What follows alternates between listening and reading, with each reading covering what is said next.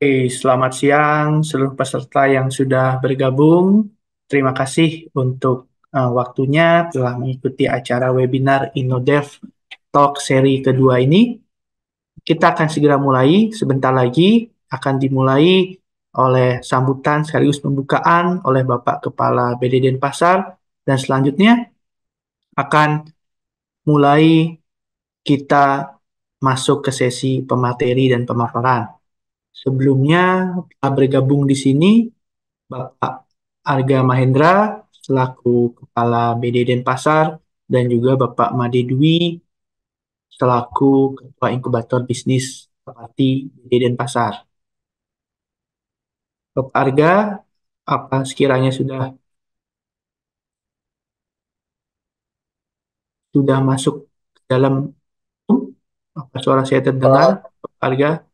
eh, Pak Arga kebetulan lagi gini, mungkin nanti saya langsung yang gini. Baik, Oke, selamat siang semua. Mohon maaf saya lagi kondisi di jalan, jadi mungkin agak sedikit kurang jelas. Eh, Selamat bergabung untuk para narasumber. Kemudian ada kepada Mas Nasmi. Mungkin hari ini kita akan untuk teman-teman semua juga. Hari ini kita akan melaksanakan acara webinar dengan tema eh, di bidang sustainability untuk di bidang pertanian, perikanan, dan peternakan.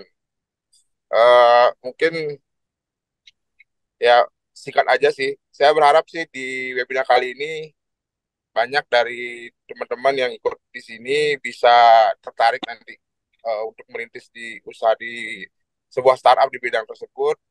Kemudian harapannya kami teman-teman yang ingin merintis startup bisa bergabung ke dalam program inkubator bisnis di Denpasar atau dan mulai start from Bali kayak gitu temanya. Oke, mohon maaf tadi saya lagi di jalan soalnya. Mungkin singkat aja dari saya. Eh Selebihnya nanti silakan dengan saya kembalikan kembali lagi ke moderator. Terima kasih. Selamat mengikuti baik, webinar ya. baik. Terima kasih, Pak Made Dwi. Mas main masih ke mute, Mas. Kita telah hadir di sini salah satu speaker kita yaitu Mas Nasmi Ahmad. Nah, apa kabar Mas hari ini? Sehat, sehat. Selamat siang. Alhamdulillah. Selamat siang Mas Nasmi. Telah join juga di dalam grup ini ada Mas Wiringga Kusuma dari Amati Indonesia. Halo Mas, selamat siang. Gimana kabarnya Mas Kabar hari baik, ini? Alhamdulillah Mas.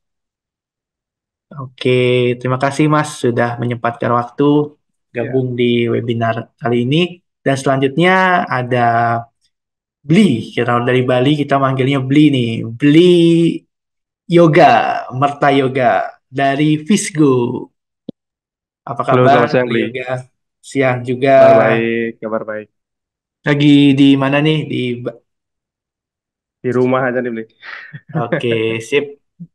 Siap. Thank you ya. Oke, jadi para peserta yang tergabung di sini, kita akan memulai sesi inspirasi, tanya jawab, dan juga talk show yang nanti akan dipandu oleh Mas Nasmi dan juga bersama pembicara kita dari Mas Viringga Kusuma dan juga Bli Mertayoga. Pada webinar kali ini kita akan membahas tentang sustainability dan keberlanjutan di sektor ekosistem, peternakan dan juga pariwisata dan juga perikanan dan pertanian. Oke, Mas Nasmi, sekiranya sudah siap? Oke, kita mulai langsung, Mas Main. Berhubung Bapak Kepala sedang ada keluar, kita mulai saja dulu untuk sesi ini. Nanti akan Oke. dilanjut. Para peserta yang sudah join, silakan mengikuti kegiatan ini dengan semangat. Oke, berarti langsung kita mulai ya, Mas Maen ya. Baik, Mas Nasmi. Baik, kalau gitu terima kasih. Assalamualaikum warahmatullahi wabarakatuh. Om Swastiastu, salam sejahtera Waalaikumsalam kan warahmatullahi rekan-rekan wabarakatuh. semua. Terima kasih kepada Mas Mahen untuk waktu dan tempatnya. Dan selanjutnya acara akan saya pandu sampai dengan mungkin pukul sekitar 2 ya, 2 siangan. Dan hari ini kita akan mendiskusikan satu topik yang mungkin kalau 2 tahun, 3 tahun yang lalu, ini ada Mas Firinga lagi malu dari sini nih. 2 tahun, 3 tahun yang lalu, saya itu adalah orang yang kalau orang ngomong sustainability, ngomong lingkungan, ngomong ini, saya orang yang apa sih gitu.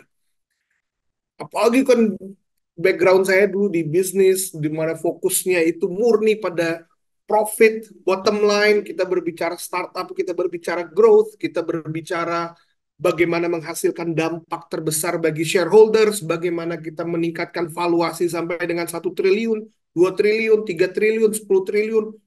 Hidup itu adalah cuan gitu ya, seolah-olah.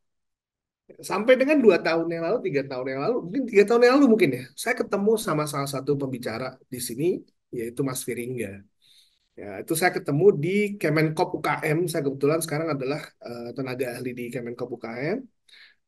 Dan saya ketemu sama beliau dan saya banyak berdiskusi terkait dengan sustainability, terkait dengan isu-isu keberlanjutan, dampak-dampak sosial, lingkungan, dan sebagainya. Saya sebagai salah satu penulis utama peraturan presiden tentang pengembangan kewirausahaan nasional, saya ingat banget 2021 waktu saya menulis, saya adalah orang pertama yang menentang namanya wirausaha sosial dan wirausaha lingkungan.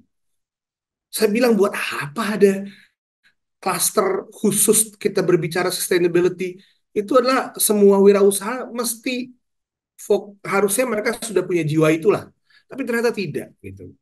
Dan semakin ke sini, saya semakin menyadari bahwa customer, pelanggan, konsumen itu semakin shift. Anak-anak Gen Z, anak-anak yang sekarang umur 20, mereka sangat-sangat lebih peduli lagi terhadap lingkungan dan seterusnya gitu. Nah, sehingga waktu topik webinar hari ini muncul dan saya melihat adanya dua pembicara yang sangat menarik. Yang pertama yang saya sudah kenal lama, yaitu yang pertama Mas Firingga. Kusuma, nanti abis ini saya akan perkenalkan singkat dari Amat Indonesia. Dan yang kedua Mas atau Beli ya kalau di Bali ya, Beli Yoga dari Fishgo.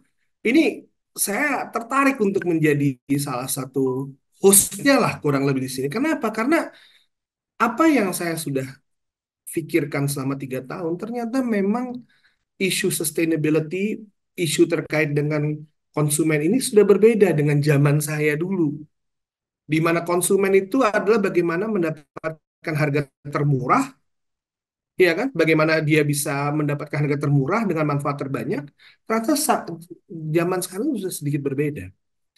Nah, saya ingin menyapa dua speakers kita hari ini karena menurut saya wawasannya akan sangat penting bagi teman-teman yang ingin membangun startup khususnya di bidang agrikultur ya, mungkin ya, agrikultur. Gitu. Yang pertama adalah Mas Firingga Kusuma yang merupakan racun positif bagi saya terkait dengan sustainability. Selamat siang Mas Firingga, apa kabar? Halo, selamat siang, Mas Asmi. Kabar baik, Kalau Alhamdulillah. Masih keracunan ya berarti Mas ya? kita Wah, bukan hanya keracunan, Mas. Udah sampai masuk ke darah daging gitu, Mas. Bahwa ternyata sustainability itu sangat penting sekali. Dan akhirnya saya baru-baru benar-benar melek. Nanti Mas Piringga akan menjelaskan shift terkait dengan apa namanya konsumen, ya, terutama konsumen zaman sekarang namanya conscious customer. Nanti Mas Piringga akan menjelaskan. Tapi sebelum saya menyapa Mas Piringga, saya memberikan waktu kepada Mas Piringga untuk paparannya. Saya mau menyapa dulu Beli Yoga. Kita belum pernah ketemu, Beli. Cuman Fishgo itu sudah nasional. Itu di Jakarta, wah gaungnya sudah sangat besar. Dan yang kalau teman-teman tahu ya, salah satu yang menurut saya menarik dari Fishgo jadi tahun lalu adalah kalau kita Google, tagline-nya itu menarik menurut saya. Nanti di waktu dan tempatnya Mas apa Beli Yoga akan saya tanya. Tagline-nya Indonesia nelayan berdasi. Nelayan berdasi. Saya waktu baca itu tuh, saya nelayan berdasi. Wah, ini konsepnya luar biasa nih. Bagaimana nelayan itu disejajarkan dengan pekerjaan-pekerjaan yang istilahnya selama ini mungkin dianggap sebagai pekerjaan yang prestise, yaitu menggunakan dasi. Beli Yoga, apa kabar? Sehat, Beli? Kabar baik, Bli. Oke, Mas Namzi baik. ya? Nasmi, Nazmi. Mas Nasmi. Ya, Salam oke, kenal, oke. Mas. Nah, salam kenal. Nanti kalau saya ke Bali, sekarang udah kenal sama Beli Yoganya langsung, saya akan ngajak ketemu pasti. Saya banyak pengen Siap, diskusi siap, dengan siap, siap. Fishgo ini. Oke, kita langsung saja masuk ke dalam sesi. Jadi saya akan memaparkan sedikit rundown-nya. Pertama, saya akan memberikan waktu dulu kepada Mas Firingga, mungkin sekitar 10-15 menit kalau memang ada yang mau paparkan terlebih dahulu terkait dengan conscious customer. Buat rekan-rekan semua, kalau ada pertanyaan, langsung tulis di chat aja ya. Nanti sesi pertanyaan akan ada khusus dan saya akan bacakan via chat. Ya, jadi kalau ada pertanyaan langsung saja ditulis di chat supaya nggak sampai dengan kelupaan. Nanti setelah Mas Firinga melakukan pemaparan, kita tahan dulu, kita akan memberikan waktu kepada Beli Yoga untuk sedikit memaparkan terkait dengan Fish Go ataupun terkait dengan materi yang akan dibawakan. Baru setelah itu kita akan masuk ke dalam sesi diskusi. Saya akan menjadi hostnya, saya akan banyak mengajukan pertanyaan dan saya juga akan bacakan pertanyaan-pertanyaan dari rekan-rekan semua. Oke, tanpa berlama-lama, karena saya juga udah sangat lama nih membukanya, saya akan nyerahin dulu kepada Mas Firingga Sumah, founder dari Amati Indonesia, untuk memaparkan terkait dengan conscious customer. Silakan, Mas. Oke, baik. Terima kasih banyak Pak Nasmi dan juga rekan sekalian. Selamat siang semuanya. Assalamualaikum warahmatullahi wabarakatuh. Terima kasih atas undangannya kepada rekan-rekan dari BDI, kemudian dari Mas Nasmi dan juga rekan-rekan sekalian. Hari ini kita mau diskusi ya, berarti ya. Diskusi nanti paling paparan itu sebagai pematik aja teman-teman semuanya. Nanti kita bisa dalamin ke area diskusi. Kenapa? Karena ini penting banget gitu ya. Kenapa? Karena customer adalah basic atau fundamental dari pendapatan kita gitu. Kalau kita nggak bisa memujuk customer, ya gimana cara kita memaksimalkan pendapatan. Dan customer itu kan punya preferensi dalam membeli atau sering disebut sebagai keputusan pembelian gitu. Jadi kita mau melihat apakah ada perubahan terhadap cara customer melakukan keputusan pembelian yang ada di kepala mereka gitu ya. Yang kadang itu dilakukan secara unconscious gitu ya, secara tidak sadar gitu. Jadi mereka ngelihat sebuah brand, sebuah produk, terus mereka memutuskan buat membeli gitu. Nah, sekarang faktor-faktor apa saja sih yang membuat customer tuh mau membeli sebuah produk? Nah, ini yang penting gitu ya. Karena customer adalah raja, jadi kita harus melihat apa sih yang diharapkan oleh raja kita sekarang gitu. Apa sih yang terjadi di sekitar customer kita sekarang yang kita bisa serving mereka dengan layanan atau dengan produk yang kita punya. Nah, diskusinya akan saya mulai dengan beberapa informasi awal dulu. Jadi kita akan coba masuk nih deep dive gitu ya secara singkat ke dalam green markets. Kemudian ini adalah sebuah peluang terkait dengan eh, sustainable economy yang sekarang lagi betul-betul lagi happening gitu. Bahkan mayoritas dana atau investasi di Wall Street pun sekarang diarahkan ke sustainability. Jadi dananya udah dikunci dan nanti dana itu akan digulirkan kepada setiap startup atau wirausaha yang mengedepankan aspek ESG namanya, environmental, sosial, sama governance itu.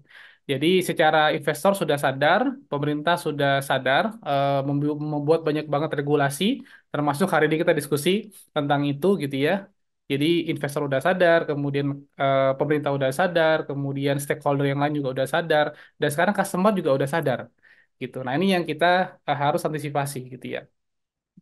Jadi ya mungkin yang pertama sedikit berkenalan, nama saya Firingga, rekan-rekan bisa memanggil saya Mas Fir, jadi panggilan akrabnya adalah Mas Fir.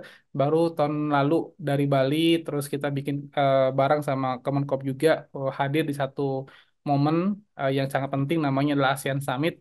Dan di sini kita udah ngebahas tentang inklusif bisnis. Jadi di level ASEAN teman-teman semua ini sudah dibahas gitu.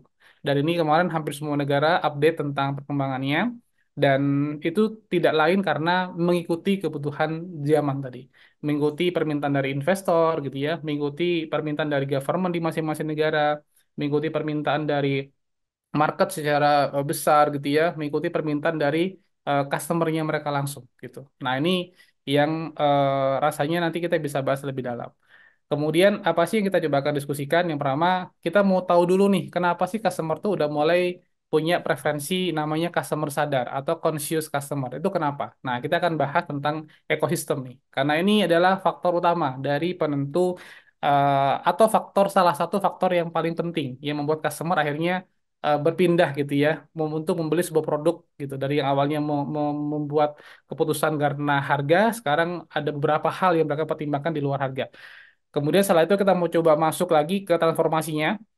eh ini ekosistem kolaps ini atau runtuhnya ekosistem ini ternyata membuat transformasi di dalam sistem sosial ekonomi kita.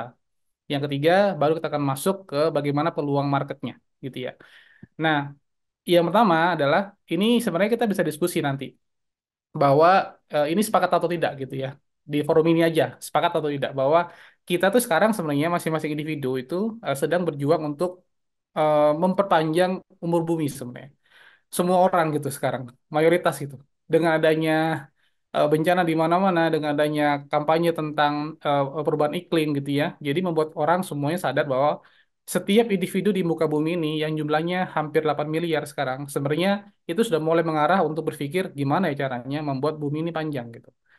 Kenapa? Karena ini penting gitu. Bumi tempat tinggal mereka, mereka berproduktivitas di sini, mereka tinggal di sini, kemudian mereka hidup di sini dan segala macamnya semuanya dari bumi gitu. Jadi ini adalah garis merah sebenarnya, bahwa ketika semua orang berpikir untuk memperpanjang umur bumi, maka sebenarnya dari sini aja kita udah bisa tangkap semua produk, semua brand gitu, semua jasa yang relate sama aksi ini, maka akan menjadi salah satu elemen yang dilirik sama customer. Kalau produknya ikut-ikutan menjaga umur bumi. Sesimpel itu sebenarnya. Artinya, arus ini udah kenceng sekarang. Banyak orang, banyak pihak sedang berjuang untuk menjaga umur bumi. Kemudian, apa sih konsekuensinya ketika kita ingin menjaga umur bumi? Maka konsekuensinya adalah kita harus menjalin hubungan dengan bumi. Dan sekarang banyak customer yang pengen melakukan hal ini. Artinya doing good gitu. Mereka merasa apa namanya selama ini melakukan kegiatan yang kayaknya nggak baik gitu ya. Kayaknya gue selama ini beli produk yang ternyata produk itu dibalik itu menimbulkan efek yang negatif gitu kepada masyarakat, kepada lingkungan sekitar. Sehingga mereka tuh pengen melakukan proses-proses apa ya koreksi kepada diri dan mereka melakukan oke saatnya saya menjalin hubungan lebih bagus dengan bumi. Ini mereka lakukan dengan banyak hal. Mereka melakukan aksi nyata kepada masyarakat di sekitar. Mereka ikut-ikutan bikin program waste management ya seperti yang sekarang lagi happening gitu ya di Bali juga banyak aktivis lingkungan gitu ya yang viral gitu. Kemudian kalau di Jawa tuh ada Pandawara gitu segala macam. Ini men-trigger ternyata, men-trigger banyak orang untuk melakukan hal yang sama tapi dengan aksi mereka masing-masing. Tapi dengan satu kalimat upaya itu semua dilakukan untuk menjaga umur bumi gitu. Nah, interaksi yang bagus kepada bumi sebenarnya ini yang bisa dilakukan oleh brand kita. Jadi kita mensinergikan gitu antara apa yang diharapkan sama customer sama apa yang dikerjakan oleh brand kita ke depan. Nah, ini sebenarnya ada satu video yang ini bagi sebagian orang hal yang sederhana sebenarnya. Apa sih ini? Cuman es mencair gitu ya. Tapi bagi banyak orang ini sebuah hal yang mengerikan. Bahkan mereka bisa kering kedingin ketika melihat es di kutub utara itu mencair. Setidaknya dari beberapa kabar terakhir yang saya dapat, setiap apa tetes dari cairan es ini itu sebenarnya membawa unsur virus baru. Jadi virus yang selama ini terkubur di dalam lapisan es yang diam di situ dia beku, dia kayak zaman film-film Marvel gitu ya. Tiba-tiba dia rilis gitu. Gara-gara esnya mencair, virusnya tuh rilis. Dan ketika rilis itu nggak tahu dia tuh mau kemana gitu. Sehingga dia akhirnya menjakiti lah hewan gitu. Hewan tuh mendekati pemukiman manusia, akhirnya bisa masuk ke manusia gitu. Jadi kayak kemarin COVID itu sebenarnya itu baru perkenalan dari planet kita. Di dalam lapisan es ini ada banyak sekali virus-virus baru yang bahkan kita belum pernah prediksi. Bahkan virus ini dulu yang mungkin mampu membuat ekosistem atau generasi sebelum kita beberapa ribu tahun yang lalu tuh punah. Dan virus ini tuh terkandung dalam lapisan-lapisan es ini gitu. Nah, ini yang kurang lebih ke depan akan menjadi topik yang cukup apa ya menarik tapi mengerikan gitu. Kalau kita bisa tahu ternyata banyak sekali ya virus yang dulu mematikan atau yang dulu tuh pernah muncul di muka bumi tersimpan dalam lapisan es dan karena mencair akhirnya itu rilis gitu. Nah, ini yang kalau kita sampaikan adalah yang akan membuat pengaruh kepada customer di masa depan. Sekarang gimana? Sekarang udah mulai terjadi dengan adanya COVID. COVID itu baru perwakilan gitu ya. Dan semua brand langsung menyesuaikan diri gitu. Ketika COVID itu muncul, semua brand narasinya lah, brandingnya lah, kemudian strateginya lah, langsung di restart dari nol lagi gitu. Dan itu baru satu. Nanti kita akan kenalan ya, kok bisa itu baru satu ya. Nah ini, jadi COVID itu baru satu dari sekian banyak hal yang lebih menakutkan bagi customer kita sebenarnya. Yang itu membuat mereka akhirnya mau tidak mau memilih sebuah brand yang mana gitu. COVID itu baru level pertama dalam gambar ini ya. Yang kedua, ending dari COVID adalah resesi ya. Kayak sekarang nih, banyak warga di Argentina udah mulai makan makanan dari sampah gitu karena resesinya luar biasa. Tapi resesi bukan hal yang paling menakutkan ternyata. Di balik itu ada lagi nih ombak ketiga namanya climate change, perubahan iklim gitu atau climate crisis sekarang gitu. Nah, ini adalah elemen yang sebenarnya jauh lebih berbahaya daripada COVID dan juga resesi. COVID aja membuat banyak negara hancur lebur. Banyak orang berpikir dua kali untuk membeli sebuah produk gitu ya. Resesi apalagi, ya, mereka harus saving money, mereka harus macam kepala mereka tuh macam-macam isinya gitu. Jadi untuk mereka memilih sebuah brand tuh semakin sempit. Yang ketiga adalah climate change gitu. Ini semakin mempersempit ruang dari customer untuk membeli produk-produk yang konvensional. Nah, yang keempat yang lebih mengerikan lagi namanya biodiversity collapse. Ini adalah keruntuhan dari ekosistem dan ini menyebabkan berbagai macam bentuk permasalahan di muka bumi dan ini menyebabkan customer sangat selektif lagi dalam memilih sebuah produk. Nah, kita tugasnya adalah memastikan bagaimana produk kita semakin wave-nya tinggi, semakin itu dipilih sama customer. Bukan semakin wave-nya tinggi, semakin ditinggalkan sama customer. Customer udah nggak lagi, udahlah aku nggak perlu ini. Aku lebih memprioritaskan ini sekarang. Ini yang penting buat aku. Ini yang buat aku benar produknya. Ini yang buat aku relevan produknya gitu. Ini yang kayaknya perlu dipertimbangkan oleh apa namanya para pengusaha. Kita bisa diskusi aja nanti di forum berikutnya gitu ya. Nah, ini contohnya bagaimana satu ekosistem kolaps di Amerika. Lebah membuat Obama mengeluarkan sebuah peraturan dan ini membentuk sebuah task force lintas kementerian di Gedung Putih. Gara-gara apa? Gara-gara lebahnya kolaps. Gara-gara satu hewan yang menurut kita tuh nggak berharga mungkin gitu ya, atau kita bahkan takut, jadi kita tuh ngusir hewan ini. Tapi ini ketika kolaps atau runtuh ekosistem di Amerika, membuat Gedung Putih langsung panik gitu, membuat task force lintas kementerian dan membentuk sebuah aksi nyata untuk memperbaiki ekosistem lebah. Sehingga semua produk yang berhubungan sama lebah di waktu itu tiba-tiba menjadi sebuah perhatian di negara itu. Kenapa ya kok tiba-tiba lebah ini jadi naik gitu? Akhirnya orang tuh jadi berpikir, madu yang saya makan nih bagus nggak sebenarnya gitu. Dia diproduksi dengan bagus apa enggak gitu. Dia produsennya menjaga lebahnya apa enggak gitu. Atau buah atau sayur yang saya makan ini dalam prosesnya dia pakai pestisida nggak ya? Karena ternyata penyebab lebah di Amerika itu kolaps selain memang karena apa namanya mereka mati secara apa ya, kayak ada virus baru gitu. Itu climate change berpengaruh ke sana gitu. Termasuk cara mereka dalam merawat tanaman menggunakan pestisida dan segala macam. Jadi tiba-tiba masyarakat sana tuh aware gitu langsung gitu.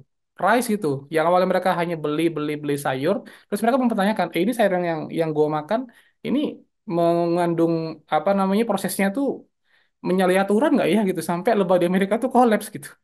Jadi dari lebah yang kolaps ini berdampak kepada semua hal yang relate sama lebah ini gitu. Nah, ini adalah salah satu contoh teman-teman dari satu elemen yang membuat akhirnya semua penduduk di satu negara tuh panik bahkan presidennya turun tangan bikin sebuah regulasi. Nah, ini just share aja, nanti teman-teman bisa baca sendiri di dalam reportnya gitu ya. Tapi ini aku share sebagai pemantik aja.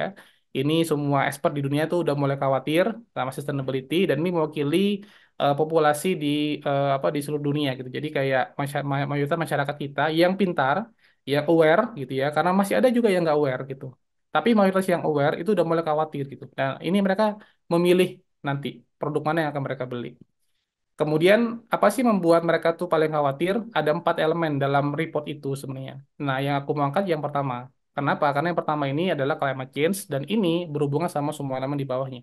Jadi ini yang akan ke depan membuat customer kita tuh picky gitu ya, memilih gitu produknya yang mana gitu. Karena ini akan mengganggu mereka nanti ke depan. Kepala mereka akan terpenuhi dengan 4 elemen ini gitu, demografik. Ya semakin besar lah, kemudian ada teknologi yang ya ada plus ada minusnya lah, kemudian sekarang ada geostrategic shift gitu ya, ada perang di sana sini, pertentangan antar negara sana sini gitu. Jadi ini akan berpengaruh kepada customer. Tapi yang paling besar adalah climate change. Kenapa? Karena 2/3 risiko itu lingkungan nanti. Ini di riset sama World Economic Forum. Jadi resiko lingkungan akan sangat mempengaruhi pola pikirnya customer kita di masa depan.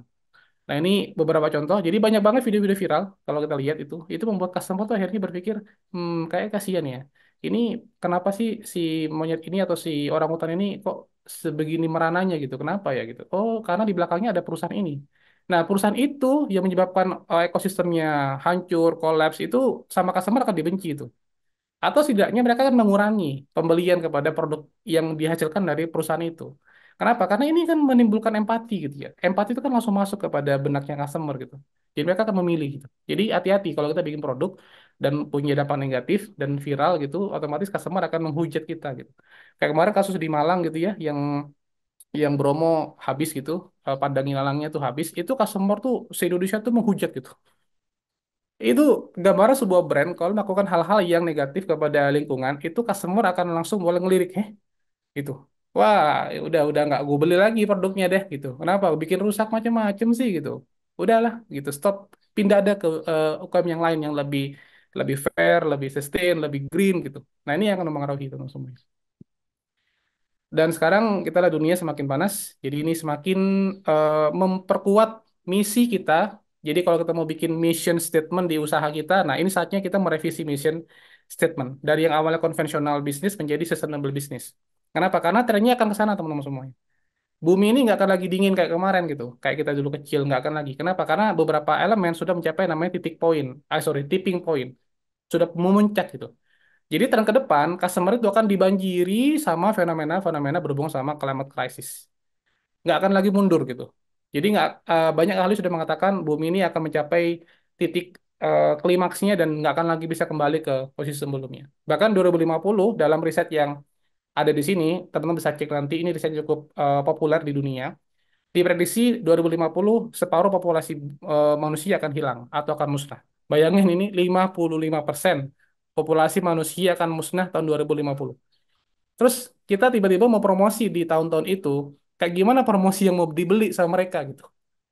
Ini kan membuat kita harus berpikir kreatif dari sekarang gitu. Karena kita menciptakan brand tuh nggak hanya setahun 2 tahun gitu. Ini perlu waktu yang cukup panjang. Jadi teman-teman yang udah paham ini akhirnya bisa membuat strategi bisnisnya bisa di-adjust dari mulai sekarang, starting dari yang paling possible boleh dikerjakan. In tipping point, tadi udah saya jelaskan, nanti kita bisa diskusi.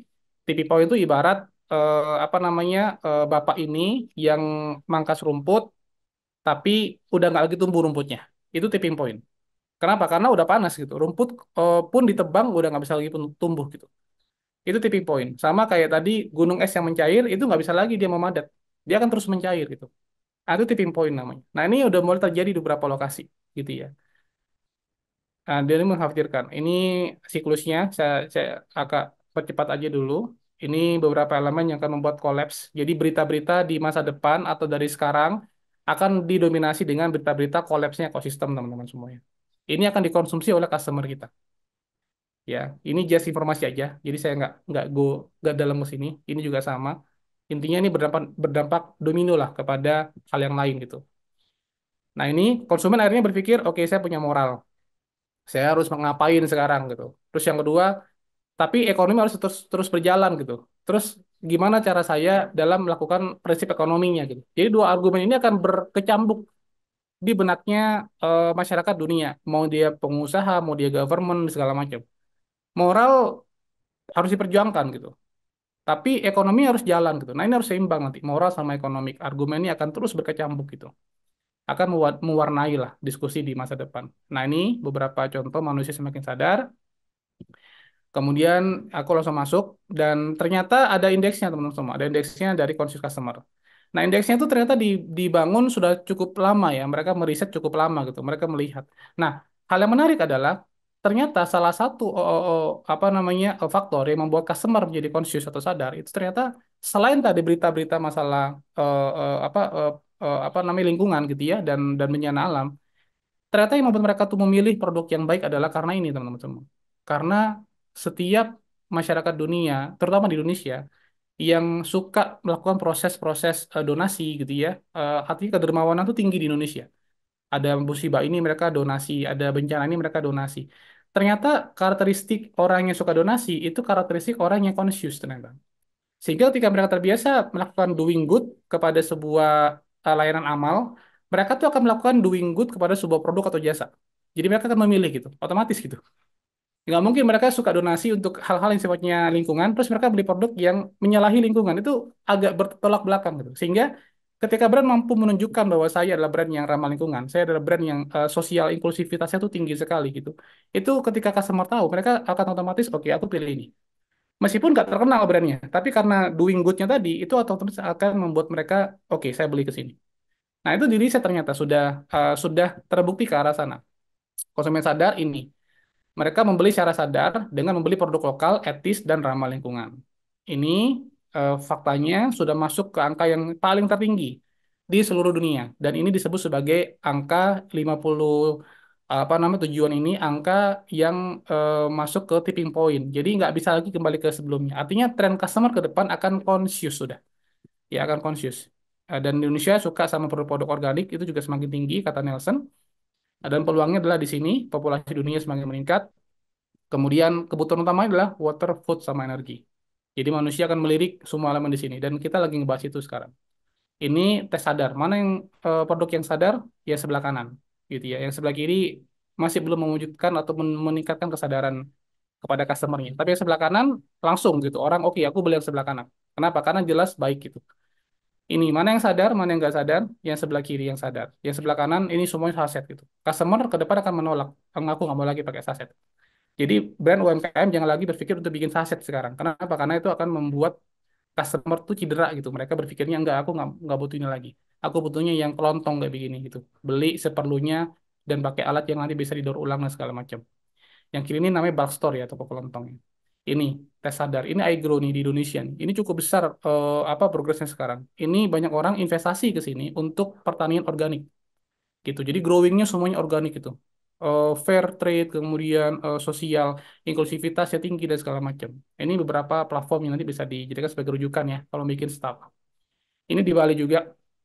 Singkat cerita, dari conscious customer yang kita hit dari produk sambelnya Bali ini sambal yang sekarang cukup apa ya viral di Bali, dia bisa increase pendapatan dari 20 juta sekarang bisa masuk ke 200 juta selama 4 bulan. Selama 4 bulan masuk ke 200 juta. Hanya karena kita membantu sambal ini membuat customernya sadar gitu. Dan dia ada ngelirik, wah sambelan udah nggak bisa lagi ditoleransi, saya harus beli sambal ini gitu. Karena tadi inklusivitasnya tinggi. Ini beberapa contoh lagi yang lain. Peluang part 2-nya adalah ekonominya. Sekarang udah masuk ke wellness ekonomi namanya. Dan ini meningkatkan keyakinan kita bahwa oke saatnya kita build sebuah brand yang mendukung sustainability, yang mampu dimakan oleh conscious customer tadi. Ini beberapa contoh produk yang akan eksis ke depan. Ini juga bisa di capture aja. Ini dari Yayasan Kehati. Ini apa namanya elemen bisnis model yang ke depan akan growth-nya tinggi dan menjadi fokus dari para investor gitu ya. Dan ini otomatis menjawab tantangan-tantangan tadi, tantangan dari investor, dari government, dari customer. Ini dari Amat Indonesia, kita sekarang fokus ke area Wallacea, kita fokus ke program-program yang meningkatkan awareness para pemuda di masyarakat. Ini sebagai ini aja promosi program program kita aja gitu ya. Itu aja mungkin kurang lebih. Terima kasih banyak sekali lagi. Mohon maaf kalau terlewat waktunya. Semoga kita bisa diskusi lebih lanjut. Selamat siang dan assalamualaikum warahmatullahi wabarakatuh. Baik, selamat siang Mas Fir, terima kasih.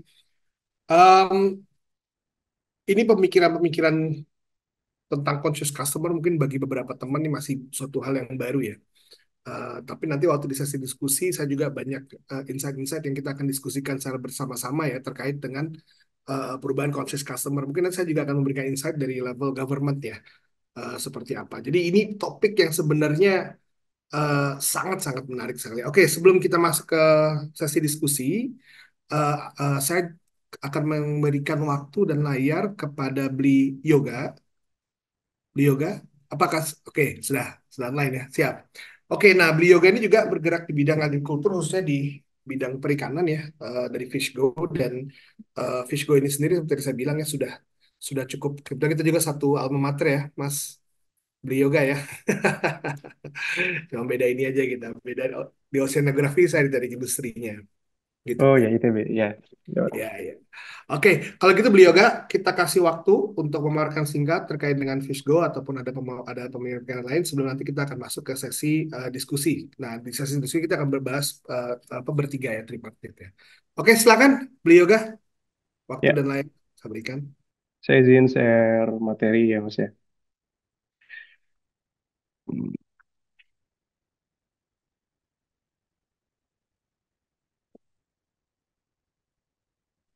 Apakah sudah terlihat ya? Sudah, teman. Siap. Oke. Jadi selamat siang teman-teman semua. Perkenalkan, nama saya Igu Marta Yoga Pratama, Putra Bali.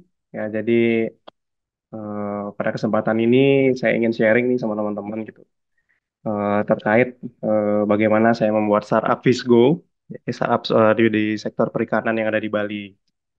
Jadi pada kesempatan ini juga saya ucapkan banyak terima kasih kepada Balai Diklat Industri ya Denpasar atas kesempatannya telah mengundang saya untuk sharing dengan teman-teman. Nah, jadi Visgo ini em, kalau saya bisa ceritakan sebenarnya ini adalah sebuah ide ketika saya menjadi mahasiswa. Jadi ide Visgo ini muncul tahun 2017. Jadi waktu itu game-game Pokemon Go lagi hype-hype-nya gitu lah, ya kan? Nah, Visgo ini saya ambil namanya terinspirasi dari game Pokemon Go itu gitu.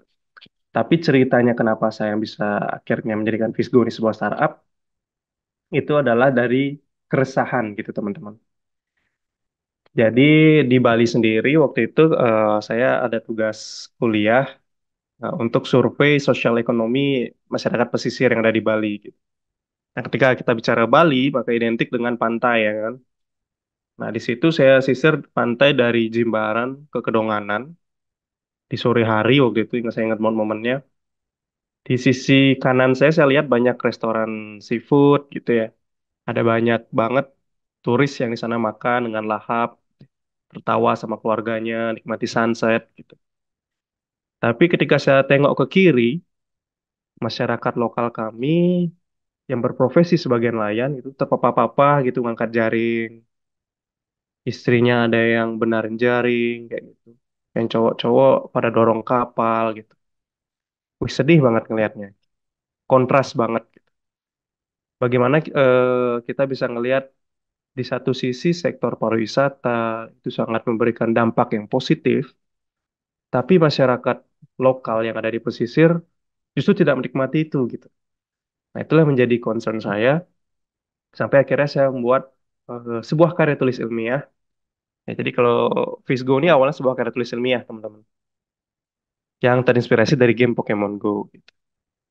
Nah, sedikit cerita eh, dari 2017 saya karya tulis sampai sekarang di 2024 sudah hampir jalan 7 tahun ya. Ada beberapa prestasi gitu. Artinya mungkin ini sesuatu yang bukan saya targetkan awalnya. Jadi Visgo ini sebenarnya hanya sebagai sebuah ide untuk saya menang lomba karya tulis gitu. Tapi ternyata dilirik oleh beberapa stakeholder, baik dari pemerintah, kemudian dari beberapa BUMN, dan bahkan hingga ke internasional gitu.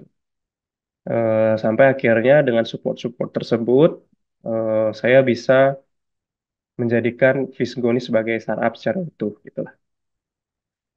Nah, ada 3 fokus masalah gitu ya teman-teman yang ingin saya bagi ke teman-teman semua.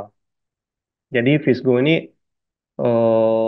memang di satu sisi kami ingin memberikan peluang yang lebih besar kepada nelayan untuk menangkap ikan. Kenapa saya bilang peluang yang lebih besar? Karena faktanya di lapangan itu ada sekitar 5,32 juta nelayan yang masuk dalam kategori masyarakat kurang mampu di Indonesia, gitu ya. Jadi kalau dipersentasekan itu sekitar 25%. Jadi kalau 25% masyarakat kurang mampu itu udah pasti nelayan profesinya. Padahal kalau berdasarkan data ya, potensi kelautan kita itu nomor 2 tertinggi di dunia gitu. Bayangin, nomor 2 tertinggi tapi masyarakat yang kerja di sektor itu justru kurang mampu gitu.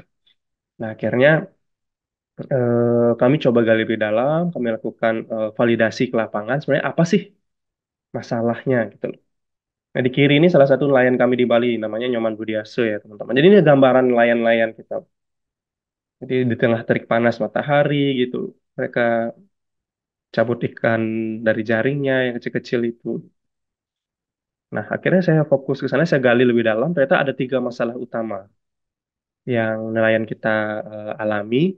Yang pertama itu terkait lokasi ikan yang berubah-ubah, teman-teman.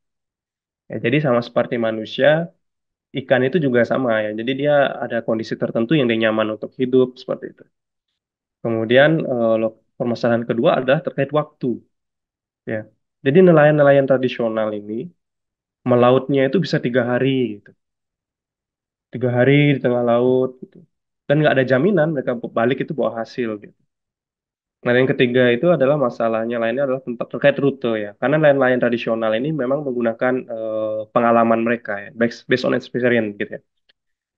Jadi ada yang menggunakan pola sebaran burung gitu, ada yang melihat rasi bintang gitu ya. Kalau di Bali itu ada istilahnya sasih namanya. Ya, jadi metodenya masih sangat tradisional untuk menentukan ikan gitu. Jadi kadang-kadang eh, seperti waktu-waktu karena akibat perubahan iklim gitu mungkin ya. Jadi kadang cuaca-cuaca juga apalagi daerah pesisir itu sangat susah diprediksi gitu. Karena mereka kan hanya berangkat berdasarkan pengalaman-pengalaman penerusnya terdahulu gitu. Jadi yang seharusnya musim barat berlangsung pada bulan Desember, Januari, Februari, malah sampai Maret pun masih angin badai sekarang di laut kayak gitu. Jadi ada suatu fenomena yang menjadikan mereka tidak bisa beraktivitas melaut seperti biasa. Nah, akhirnya kami coba gali lebih dalam, bagaimana sih kami bisa membantu gitu ya. Kebetulan kami juga belajar di sektor teknologi, akhirnya ada dua eh, teknologi base produk yang kami desain untuk membantu nelayan-nelayan ini eh, bisa menangkap ikan lebih banyak, sehingga ketika mereka pulang pasti dapat ikan, bisa membiayai keluarganya, bisa memenuhi kebutuhan sehari-harinya, dan bisa melanjutkan sekolah anak-anaknya gitu. Jadi yang pertama Visgo ini navigasi aplikasi berbasis navigasi ya. Jadi kami memberikan informasi terkait lokasi potensial penangkapan ikan berdasarkan pantauan citra.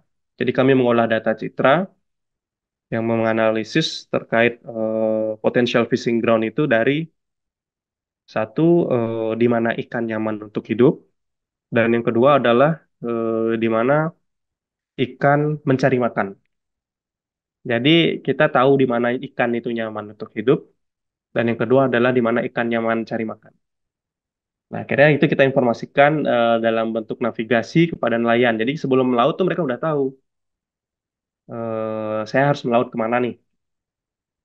Nah, akhirnya dan eh, solusi yang kedua kami adalah buat alat IoT ya. Nah, kelemahan dari Visgo ini adalah kalau kita menggunakan sistem prediksi, kita hanya bisa tahu areanya, tapi kita tidak tahu jumlah ikan di bawahnya. Nah, akhirnya untuk menutupi kekurangan itu, kita buat teknologi tepat guna ya dengan sistem IoT ini untuk mendeteksi biomasa ikan yang ada di bawah air itu. Jadi nelayan sudah tahu areanya dan sudah tahu kedalamannya itu berapa dan jumlahnya berapa. Nanti saya akan ceritakan lebih lanjut kenapa saya buat alat ini untuk menutupi kekurangan itu ya. Jadi ada beberapa proses tahap. Sebenarnya fokus kami adalah di traceability. Ya, jadi kami bukan hanya sekedar memberikan informasi lokasi ikan itu tujuannya bukan untuk eksploitasi ya, tapi kami juga fokus ke traceability. Jadi traceability ini salah satu isu yang juga memang bisa membawa Visgo ini akhirnya kami diundang ke beberapa event internasional gitu ya. Karena Indonesia itu terkenal nelayannya itu barbar nangkap ikan gitu teman-teman. Jadi baik dari segi alat tangkap gitu ya, kemudian metode, kemudian dari segi ukuran ikan itu kadang kurang menjadi perhatian nelayan-nelayan kita. Nah, jadi Visgo ini juga menjadi salah satu misi terselubung di aplikasi kami gitu ya. Karena kami membagi area tangkapan ikan itu dan juga memfokuskan kepada ukuran alat tangkapnya gitu. Jadi kami perlahan di aplikasi itu mengarahkan nelayan supaya nggak nangkap ke area-area ikan yang masih juvenil gitu atau ikan-ikan yang masih kecil-kecil yang tumbuh berkembang gitu. Jadi memang kita arahkan ke area yang memiliki ikan dengan biomasa yang size-nya memang siap untuk ditangkap. Nah, jadi setiap daerah itu kita marking areanya, kita fokus kepada mappingnya gitu. Sehingga setiap area itu terklasterisasi, terbagi gitu. Area-area yang ada terumbu karangnya itu kita jadikan blind spot. Jadi kita arahkan supaya nelayan itu nggak menangkap di area-area terumbu karang gitu. Nah, kita arahkan memang dia ke area yang lebih laut lepas. Memang jaraknya lebih jauh, tapi dengan model kami itu dengan model yang kami gunakan. Jadi modelnya nggak sembarangan teman-teman. Ini kita pakai data harian selama 10 tahun ya. Dikolaborasikan dengan data tangkapan nelayan itu, koordinat tangkapan nelayan itu selama 3 tahun. Jadi kita bisa ngelihat pola pergerakannya gitu. Kita main modeling juga di sana. Kita bisa melihat pola pergerakan variabel oceanografi seperti itu dan juga bisa menganalisis pola pergerakan ikan. Nah, jadi dengan asumsi itu kita mengarahkan nelayan bahwa oh hari ini ikan dengan ukuran size sekian itu Bapak bisa tangkap di areanya sekitar sekian sekian sekian, di area sini sini sini. Dan kita bagi dalam 1 tahun itu tidak sepanjang tahun ikan yang sama, gitu. Jadi kita fokus juga di waktu-waktu pemijahan. Jadi kita akan jadikan ikan itu tidak akan muncul di aplikasi gitu. Jadi kita alihkan ke ikan-ikan yang lain. Nah, seperti itulah salah satu fokus kami di kerja di aplikasi ya. Ada beberapa fitur juga yang kami tambahkan di aplikasi. Jadi informasi tadi seperti cuaca. Jadi nelayan dari rumah udah tahu oh cuaca ini 6 jam ke depan gimana, 12 jam lagi gimana. Jadi mereka sudah punya ancang-ancang gitu. Ada fitur reportnya juga gitu kan. Dan paling penting adalah ketika nelayan menangkap ikan, dia akan otomatis ke marking di aplikasi kami gitu. Jadi fokus kami juga mendapat koordinat tangkapan ikan itu dari nelayan gitu ya. Fokusnya ke traceability. Jadi kita tahu nelayan ini nangkap ikan di mana, berapa kilo, dan itu dengan alat tangkap apa. Kayak gitu. Jadi itu salah satu data-data yang kami kolek sambil memberikan dampak kepada mereka. Nah, ini salah satu teknologi yang kami kembangkan dan bersama ITB juga. Jadi bahan tesis saya juga gitu ya, analisis data saya juga di sini. Nah, dari kurun waktu 7 tahun ini teman-teman, jadi ada beberapa impact measurement yang kami ukur gitu ya. Jadi memang kalau dari segi di awal-awal tahun itu dibilang profit enggak juga gitu, lebih banyak kebakar uang gitu. Jadi awal-awal merintis startup tuh ya kita menang eh, kompetisi, dapat grant, ya kita pakai ke lapangan gitu. Jadi agak susah gitu. Nelayan-nelayan itu mau pakai aplikasi untuk nangkap ikan tuh agak susah. Transisinya lumayan tuh, kita hampir 2 tahun berjuang gitu. Bahkan saya yang bukan perokok pun harus pura-pura ngerokok supaya bisa ngobrol sama mereka kayak gitulah. Jadi ada cerita-cerita unik seperti itu gitu. Sampai sewaktu-waktu akhirnya karena nelayan tidak digubris lah keinginan kita waktu itu ya. Jadi dia masih belum percaya dengan teknologi sampai akhirnya dengan beberapa dana-dana yang kami kumpulkan tuh kami berani gambling gitu loh. Kita tantang balik nelayannya. Pak, Bapak pergi ke titik yang saya tentukan. Ini uangnya, saya sewa kapal Bapak. Jadi waktu itu untuk sewa kapal 1 hari itu 900.000 teman-teman. Sama solar. Ditambah jasa eh, nelayannya 200.000. Jadi 1.100.000 itu saya keluarin uang untuk 10 kapal. Jadi saya tentuin titiknya, Bapak melaut ke sana. Kalau Bapak nggak dapat ikan, uang ini untuk Bapak sebagai garansinya, sebagai jaminannya. Tapi kalau Bapak dapat ikan, besok Bapak pakai aplikasi saya lagi, silahkan melaut. Tapi ikannya setor ke saya gitu.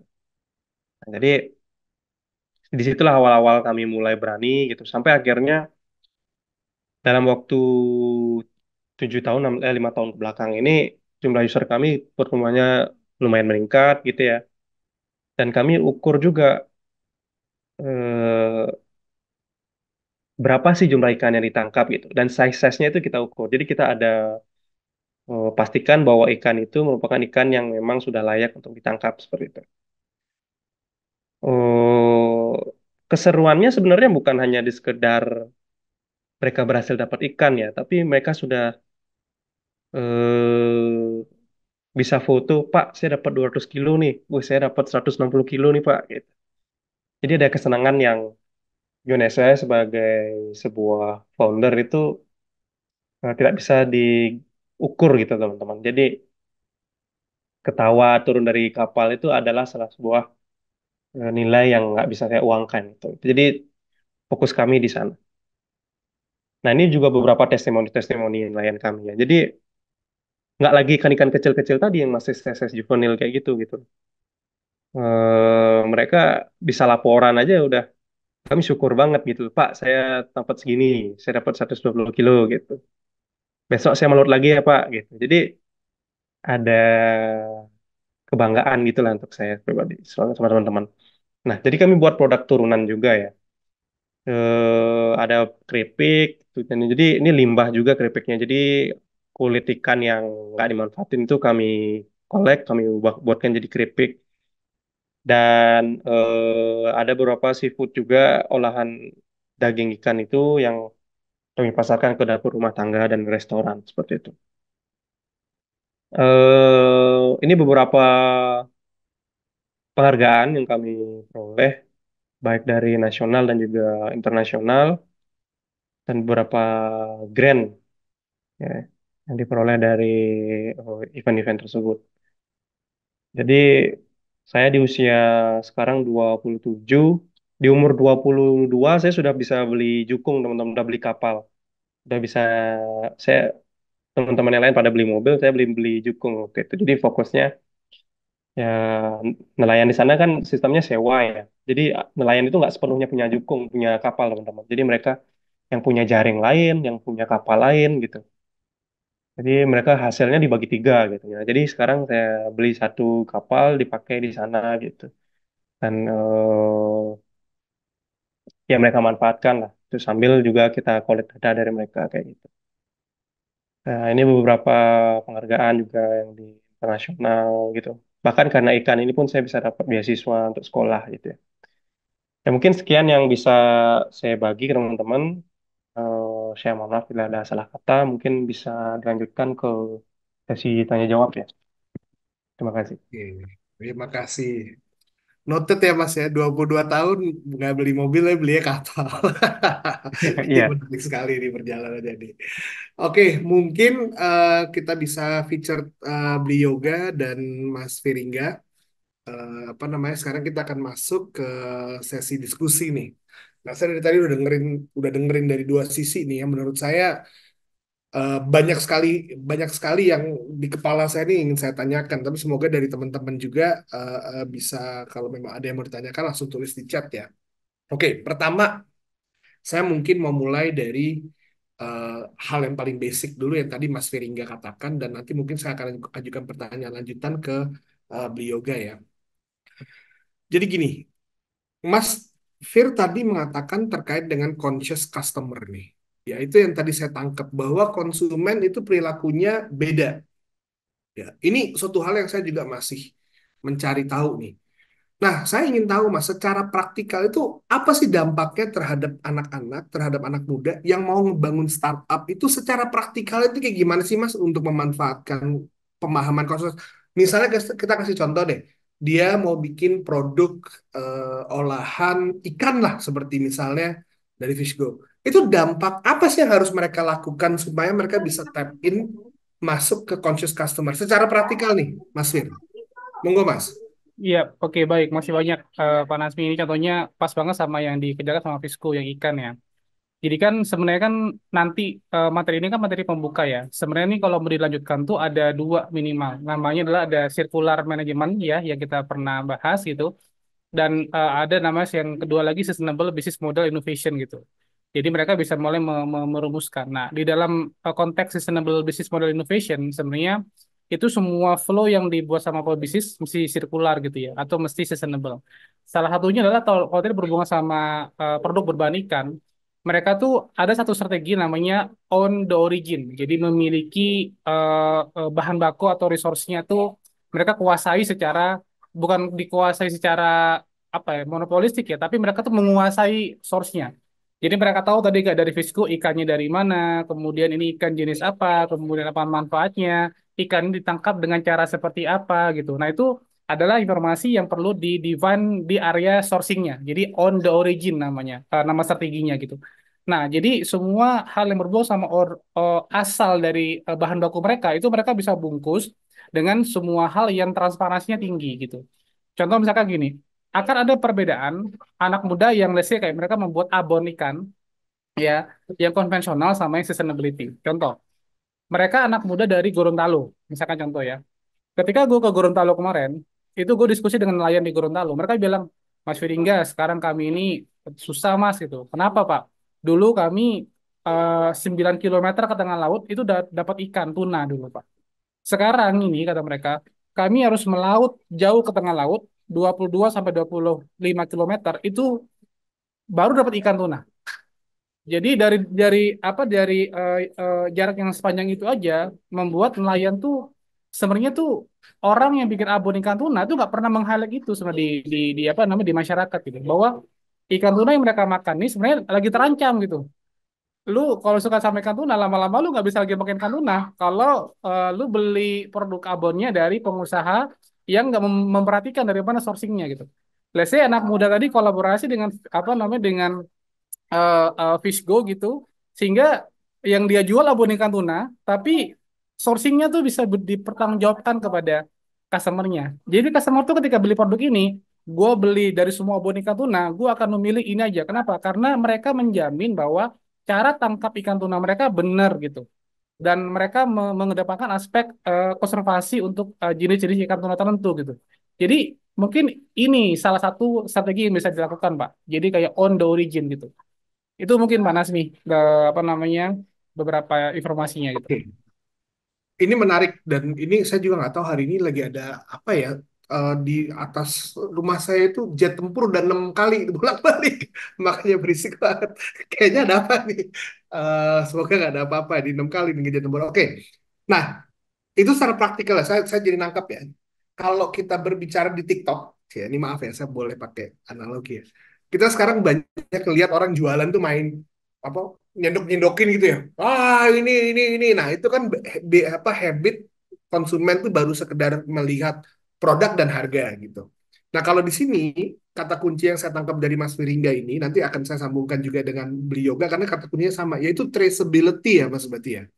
Era sekarang konsumen itu ingin tahu dari mana asal muasal makanannya mereka dan apakah proses dalam menghadirkan quote unquote produk ini tuh sustainable atau tidak. Apakah melibatkan let's say tadi pukat harimau lah atau apa saya tidak tahu gitu ya beberapa hal yang nah hal itu yang berdampak positif terhadap brand kalau saya lihat. Jadi kalau saya menangkap Mas Fir, ini saya juga mau buat rekan-rekan di sini. Ini yang Mas Fir katakan agak penting adalah kalau Anda bersaing harga, maka Anda tuh habis-habisan pasti profit marginnya. Tapi kalau Anda mau bersaing nilai, zaman sekarang nilai itu nggak hanya kita berbicara packaging bagus, tapi sustainability, traceability itulah yang bisa menjadi nilai. Saya setuju Mas, saya setuju. Karena apa? Karena saya melihat kalau di fashion Mas ya, ada namanya sejauh mata memandang, sama satu lagi itu sukacita ya Mas ya. Mereka jual baju. Saya ke bawah dikit ya. Kemeja kayak gini tuh harganya 6 juta, 4 juta. Bener-bener baju tapi itu dibeli sama konsumen-konsumen. Kenapa? Karena baju kapasnya mereka itu ada traceability-nya. Kapasnya ini berasal dari pertanian, apa perkebunan kapas yang sustainable, kemudian pewarnaannya alam, itu ada dalam ceritanya mereka. Sehingga akhirnya mereka bisa jual baju, kemeja, harga 4 juta. Kemeja kayak gini, Mas. Dan itu laku, Mas, ternyata, Mas. Tapi buat kalangan menengah ke atas. Oke, sebelum saya... Berarti aspek branding itu juga harus masuk ke sustainability kalau saya pikir. Nah, saya mau Sepakat, penasaran sepakat. sih, karena betul, karena terkait dengan traceability. Dari Beli Yoga nih. Ya, Beli Yoga ini kan sebenarnya konsumen utamanya nelayan berarti beli ya. eh, Tadi kalau saya lihat tuh ada nilai transaksi setiap hari meningkat tuh dari nelayannya berarti ya beli ya. Kalau nelayan sebenarnya sekarang jadi beneficiary sih, lebih ke penerima manfaat ya. Oke, Customer kami justru government malah. oke, ini Iya. menarik. Coba jelasin dulu sedikit. Dan kenapa saya mau mengkaitkan traceability? Tadi saya dengar sekilas tuh ada kalimat yang beli yoga, sorry ini jet tempurnya laut tadi. Tadi beli yoga sempat mengatakan, apa namanya, kami juga harus, kami mulai melakukan traceability sehingga mulai bisa masuk ke government. Saya pengen tahu, kenapa, emang apa hubungannya gitu, traceability ini dengan government. Silakan Mas. Eh, ya, jadi eh satu sisi karena memang sih kalau nelayan kan fokusnya sebagai beneficiaries, sebagai penerima manfaat ya. Tapi kalau untuk di Bali sendiri, karena memang ada beberapa restoran itu yang memang seperti saya bilang ikannya nggak jelas nih datangnya dari mana. Itu kiriman dari mana gitu ya. Bahkan nelayan lokal pun setahu saya nggak ada nangkap ikan itu gitu. Tapi restoran itu bisa jual ikan itu gitu. Nah, jadi ini yang saya takutkan adalah isu ini yang saya angkat kepada government di pemerintah Bali gitu. Jadi pemerintah Bali pada saat COVID kemarin itu benar-benar kalau bisa dilihat di nasional tuh paling minus gitu ya. Ya, jadi di nasional paling minus pertumbuhan ekonominya. Sehingga mereka baru tersadar gitu. Setelah COVID mereka baru tertampar gitu pemerintah Bali bahwa gak bisa nih ngandelin tourism doang gitu. Bali kalau cuma ngandelin tourism doang ya kayak COVID kemarin yang itu kalau nggak pulih itu bakal kolaps Bali gitu kan. Nah akhirnya isu itu saya angkat ke pemerintah bahwa nah akhirnya mereka sadar bahwa selama saya dari 2017 itu saya bilang saya pitching ke depan para pemerintah itu saya sampaikan bahwa Pak Bali itu punya potensi kan sekian ton loh ikan ini spesies ini misalnya ikan kenyar ya strip bonito itu ikan ini Pak larinya dari nelayan udah ada mobil yang jemput langsung ke Benoa itu dikirim ke Jepang Pak gitu.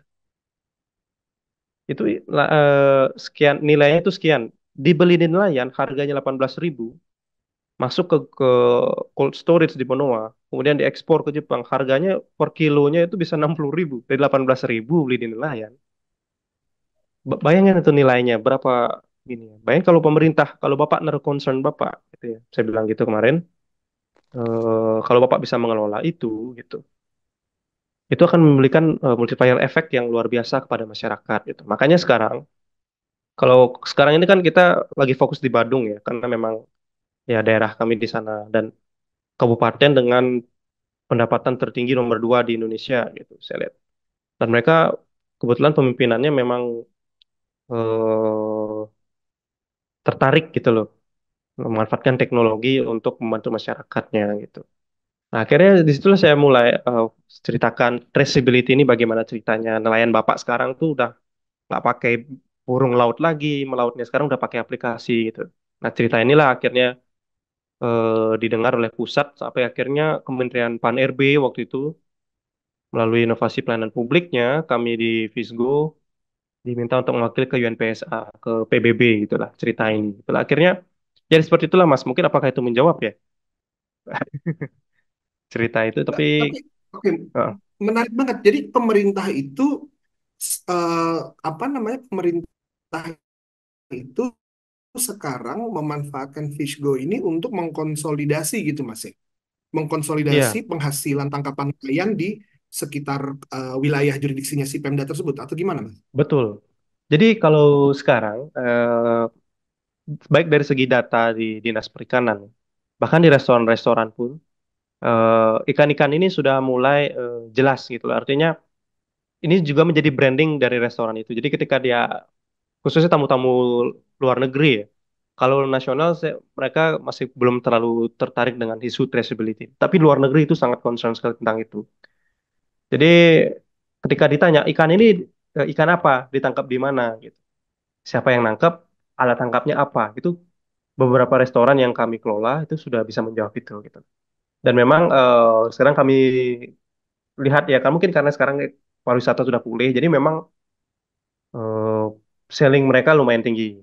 Gitu. Jadi daya serap ikan-ikan dari nelayan juga terserap dengan baik gitu ya. Jadi itu saya lihat efek-efek dari traceability ini. Gitu.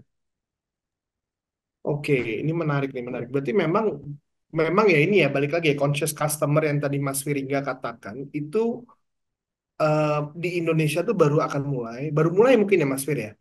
Tapi yakin bahwa ke depannya ini bakal semakin meningkat, terutama saat generasi saya udah hilang. Generasi saya kan masih generasi 80-an ya, yang mungkin isu-isu itu belum terlalu banyak dibahas kalau di era kita ya, zaman dulu ya. 90 itu ya kerja ya, wes kerja gitu kan ya. Apalagi Pak Soeharto mah apa kata Pak Soeharto gitu kan zaman dulu ya. Nah, berarti mungkin tuh generasi yang muda. Oke, saya mau nanya begini, Mas. Ini tadi ada pertanyaan bagus juga nih di chat nih. Tadi saya baca. Kita kalau berbicara sustainability kan di sini kan kebanyakan tuh mungkin mahasiswa ataupun mereka apa pebisnis pemula, mereka ingin menciptakan produk terkait dengan sustainability ini, ya kan? Tapi seperti yang tadi beli yoga katakan, orang-orang Indonesia tuh mungkin masih belum terlalu concern gitu, misalnya, karena lebih banyak concern di luar. Nah, bagaimana kita bisa memvalidasi ide bisnis sustainability kita, ya, yang kita hubungkan dengan sustainability ini berpengaruh atau tidak, ya. Di saat kebanyakan mungkin konsumen di Indonesia ini juga belum terlalu aware nih, gitu.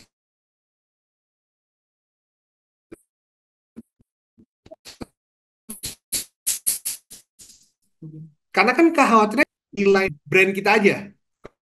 Kalau kita angkat isu sustainability, angkat isu SDGs, angkat isu ini tuh government tuh suka, terus kita langsung menang kompetisi kan gitu kan ya. Langsung keangkat gitu namanya. Nah, terus bagaimana kita bisa memvalidasi bahwa sustainability yang kita mau berikan di dalam produk kita ini memang akan menambah manfaat. Nah, itu gimana? Mungkin dari Mas Wiringga duluan, mungkin nanti bisa dari beli yoga bisa menceritakan experience-nya. Silakan Mas Wir.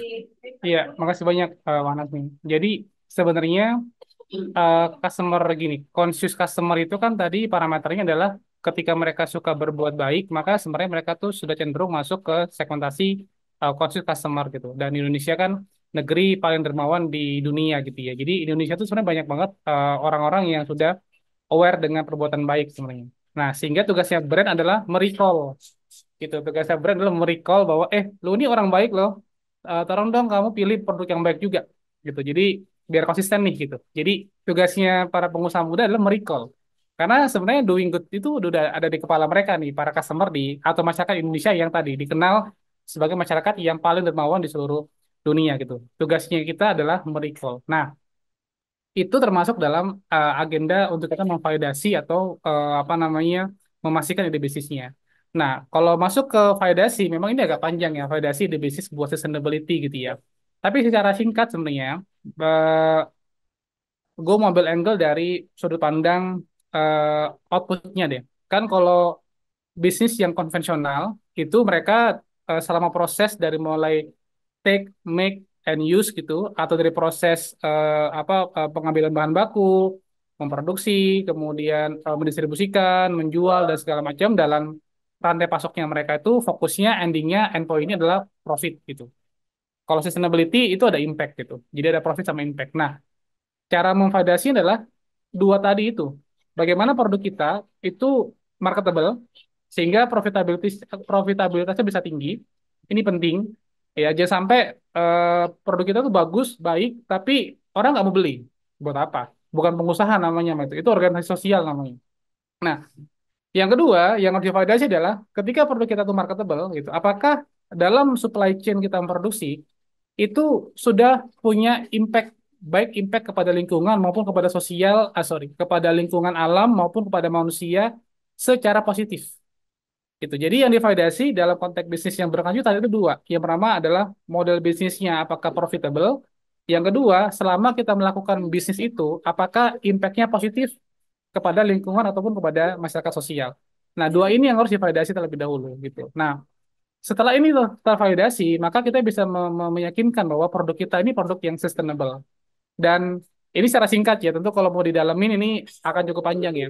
Tapi pada intinya adalah ini relate sama beberapa jurnal yang gue baca bahwa setiap pengusaha yang menerapkan prinsip sustainability itu pasti akan berdampak kepada resiliensi bisnisnya. Daya tahan bisnisnya akan tinggi banget gitu. Kenapa? Karena tadi mereka imbang antara profit sama impact.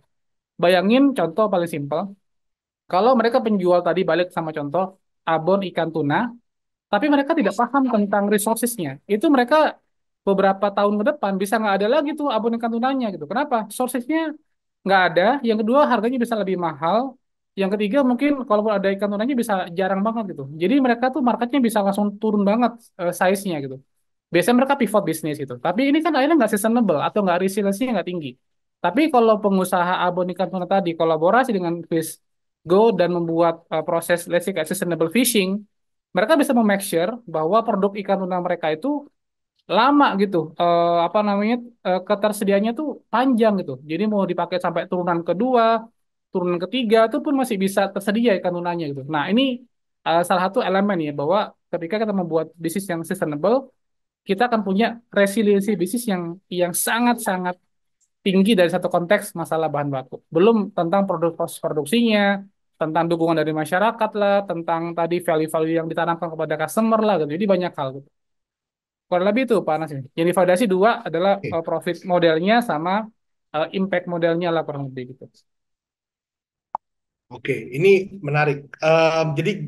Jadi saya ada sedikit story di sini dan mungkin ini jadi sedikit mau nanya juga nih bagaimana Fishgo bisa terkait dengan story ini. Saya setuju Mas bahwa dalam rangka memvalidasi itu ujung-ujungnya kan validasi kan orang beli ya produknya ya.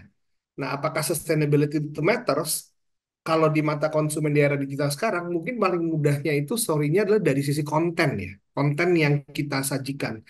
Tadinya konten marketing itu baru cuma sebatas harga, diskon besar-besaran 40% dan sebagainya. Sekarang tuh kontennya itu lebih diarahkan terkait dengan isu-isu tadi ya, traceability, terkait dengan isu-isu sustainability dari produk itu sendiri. Dan kemudian dilihat konversinya seperti apa. Nah, kenapa aku bilang ini menarik dari penjelasan Mas Fir ya? Karena kemarin tuh kalau nggak salah saya lupa nih di MVB atau dari mana ya, itu dia menguji coba konten tersebut, Mas.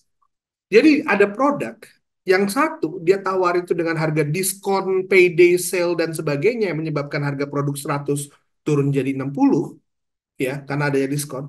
Terus di saat yang bersamaan dia juga ngeri A/B testing rilis konten di mana produk tersebut itu yang diangkat itu isu terkait dengan terkait dengan ya story di belakangnya ya. Kalau dalam hal ini mungkin dampak terhadap sosial lingkungan tanpa adanya diskon. Dan saat dua konten itu jalan, ternyata hasil pembeliannya itu kurang lebih mirip. Bedanya yang sebelah kiri kontennya itu ngasih diskon jor-joran, yang sebelah kanan malah mengangkat isu sustainability. Kalau sama-sama kejual 100, yang kiri kejualnya 100 di harga 60, yang kanan kejual 100 di harga full price. Itu yang disebut conscious customer. Mereka membeli itu bukan sebatas harga. Nah, sebenarnya aplikasi seperti Fishgo ya beli yoga ya, sebenarnya bisa sekali memberikan quote unquote ini ya memberikan eh, suntikan konten itu. Misalnya saya mau pelaku UMKM nih, beliau nggak, saya mau bikin keripik atau apa gitu berdasarkan iklan. Saya kan nggak punya konten-konten terkait dengan traceability ya, nelayan. Saya tahu dengan kolaborasi sama Fishgo, itu Fishgo bisa memberikan konten-konten yang menyangkut tadi gitu traceability. Saya mau nanya nih, saya juga sebenarnya baru tahu ya Fishgo itu government justru ya. Tadi saya kira itu customer, tapi pernah nggak ada customer ya di pengalamannya di Fishgo ya, ada customer yang membeli produk ya atau apa yang memang specifically bertanya tentang traceability dan ujungnya mengangkat itu ke dalam konten produk mereka. Gimana beliau?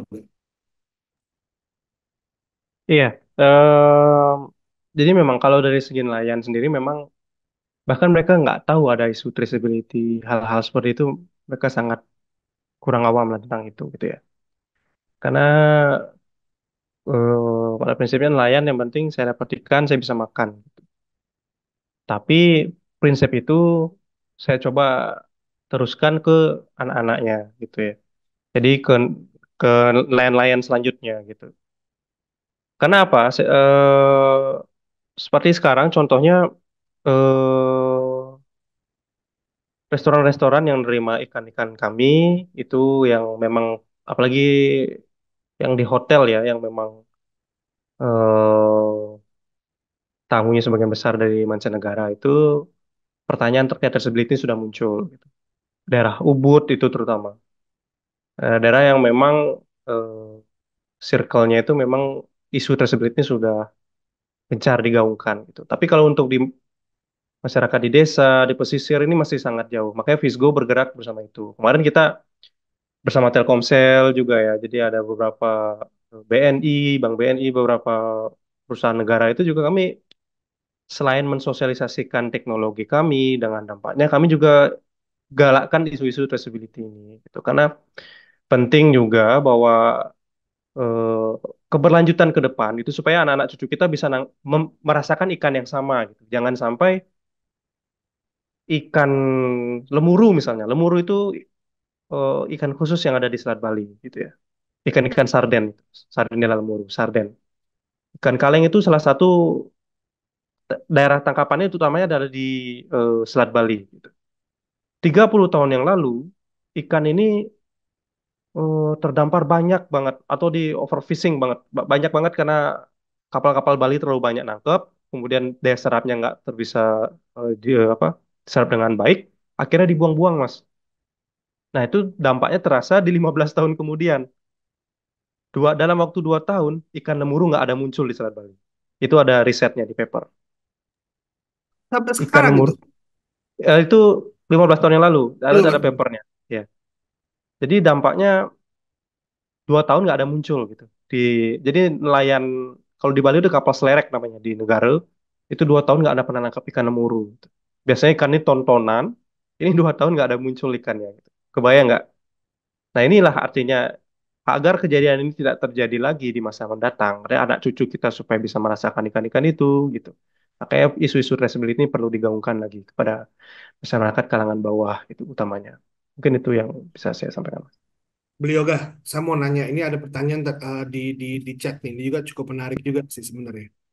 Gimana sih caranya Fishgo ini bisa tahu nelayan? Nelayan tuh bisa tahu Fishgo deh. Soalnya kan nelayan itu kan sangat jauh dari teknologi ya. Apa iya beli yoga ini harus muter-muter ke semua nelayan yang jangan ini kalau gitu dari Sabang sampai Merauke butuh berapa tahun nih untuk muter-muter nelayan? Itu pengen tahu gimana sih bisa sampai dengan tahu Iya, Fishgo? makanya inilah kami gandeng government itu tujuannya itu, Mas. Kalau kami bergerak sendiri ke nelayan, itu untuk distribusinya lama banget kami udah ngerasain tuh. Jadi susahnya minta ampun. Nelayan disuruh kumpul, kalau nggak ada duitnya, nggak mau kumpul, Pak. Gitu dulu. Jadi Nggak ada amplop ya? kalau nggak ada amplopnya gitu ya, mohon maaf ini. Artinya kita berbicara fakta di lapangan. Nggak ada yang mau kumpul. Saya udah bersurat, ngomong sama ketua Pak, minta tolong besok saya mau sama teman-teman nih ada gini. Oh, duh, ya lihat besok ya. Kalau gimana kumpul. 1 2 orang datang tuh udah syukur banget. Padahal anggotanya ada 40 60 orang.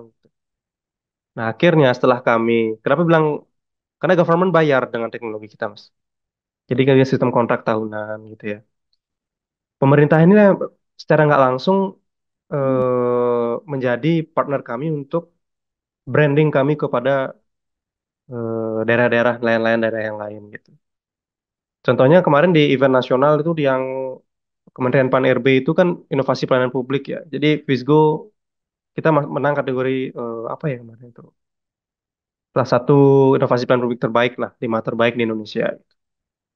Dalam kurun waktu 1 bulan itu ada pemerintah dari DPR dari Sulawesi gitu berkunjung ke Bali cuma untuk nyari Visgo dari Jawa Timur, dari Jawa Barat, dari Cilacap itu datang ke Bali untuk tahu tentang Visgo dan minta kami sosialisasi ke nelayan-nelayan mereka gitu. Nah, jadi sebenarnya kalau di tahap ini dengan turun langsung ke lapangan itu menurut kami kurang tepat karena seperti yang Mas sampaikan tadi, nelayan kurang melek dengan teknologi, tapi mereka butuh itu gitu. Sehingga government bergandengan dengan government inilah salah satu solusi yang kami andalkan sampai sekarang. Itu Mas. Oke, luar biasa. Oke, ini saya udah dikasih notif nih lewat chat nih bahwa ini sebentar lagi sudah mau pukul 2.30 ya. Jadi setelah ini mungkin apa namanya? Oke, ini ada sedikit dari tanggapan nih beliau Yoga. Pada umumnya para nelayan kapal-kapal besar menangkap ikan dengan jumlah yang sangat besar. Nah, itu ya. Bagaimana cara mengedukasi para nelayan untuk menentukan ukuran ikan yang ditangkap? Itu gimana itu? Mungkin ini satu Iya, pertanyaan nih terakhir. jadi ini sebenarnya terkait alat tangkap ikan pun sudah diatur oleh pemerintah pusat ya, dari Kementerian Kelautan Perikanan terkait ukuran jaring, alat tangkap yang ramah lingkungan gitu ya. Tapi memang ya faktanya di lapangan, kapal-kapal besar apalagi. Eh, ini salah satu, saya nggak tahu ya sekarang transshipment masih ada apa tidak ya. Kalau zaman Bu Susi itu kan ya lumayan tegas ya. Jadi transshipment, jadi transaksi ikan di tengah laut itu dijagal habis-habisan lah gitu lah, sama TNI dan lain sebagainya. Inilah salah satu kenapa saya bilang bahwa populasi ikan di Indonesia yang melimpah ini terganggu karena sifat-sifat nelayan ini gitu. Dengan kapal yang lebih besar, dengan alat tangkap yang lebih masif, terkadang mereka tidak memperhatikan ukuran ikan yang ditangkap. Ada istilahnya bycatch. Jadi dia nangkap ikan tuna, tapi ada ikan hiu di dalamnya yang kena tangkap, ada penyu gitu. Dan itu ketika bycatch ini terjadi, mereka nggak rilis ikan-ikan itu, malah mereka simpan masuk palka mereka. Gitulah. Artinya kalau dibilang bagaimana cara mengedukasi, makanya saya mulai dari nelayan-nelayan tradisional yang ada di Bali pesisir dulu. Karena nelayan-nelayan kecil ini, kalau dia sebenarnya agak miris juga ya, saya cerita dikit lagi. Jadi ketika mereka melaut ke laut, kalau ketemu kapal besar, nelayan kecil ini harus ngalah, Mas. Itu resikonya. Kalau mereka tetap nebar jaring di area kapal besar itu, satu selain jaringnya kalau terlilit gitu ya, atau kena gini, otomatis mereka harus kalah. Mereka harus rilis jaring-jaring mereka gitu. Jadi mereka nggak bisa ngelawan kapal besar itu. Makanya, that's why makanya Visgo sekarang fokus kepada marking zona-zona tadi. Area-area yang bisa ditangkap oleh nelayan kecil, yang tidak kemungkinan tidak akan beririsan dengan kapal-kapal besar ini, gitu. Kemudian area-area yang bukan zona terumbu karang, gitu ya, zona-zona dilindungi, gitu. Jadi kami alihkan mereka ke area-area yang memang satu dia kelimpahan ikannya ada, tapi size-nya dengan alat IoT kami bisa dipastikan bahwa oh ini memang layak ditangkap. Jadi ini memang perlu proses yang cukup panjang. Seperti itu sih Mas. Oke. Nggak bisa instan Oke. dia. Ya, nah saya mau ada pertanyaan terakhir buat Mas Firingga nih, juga terkait dengan sama aku beberapa pertanyaan dan ini juga terkait dengan pernyataan dari beliau Yoga ya terkait dengan edukasi.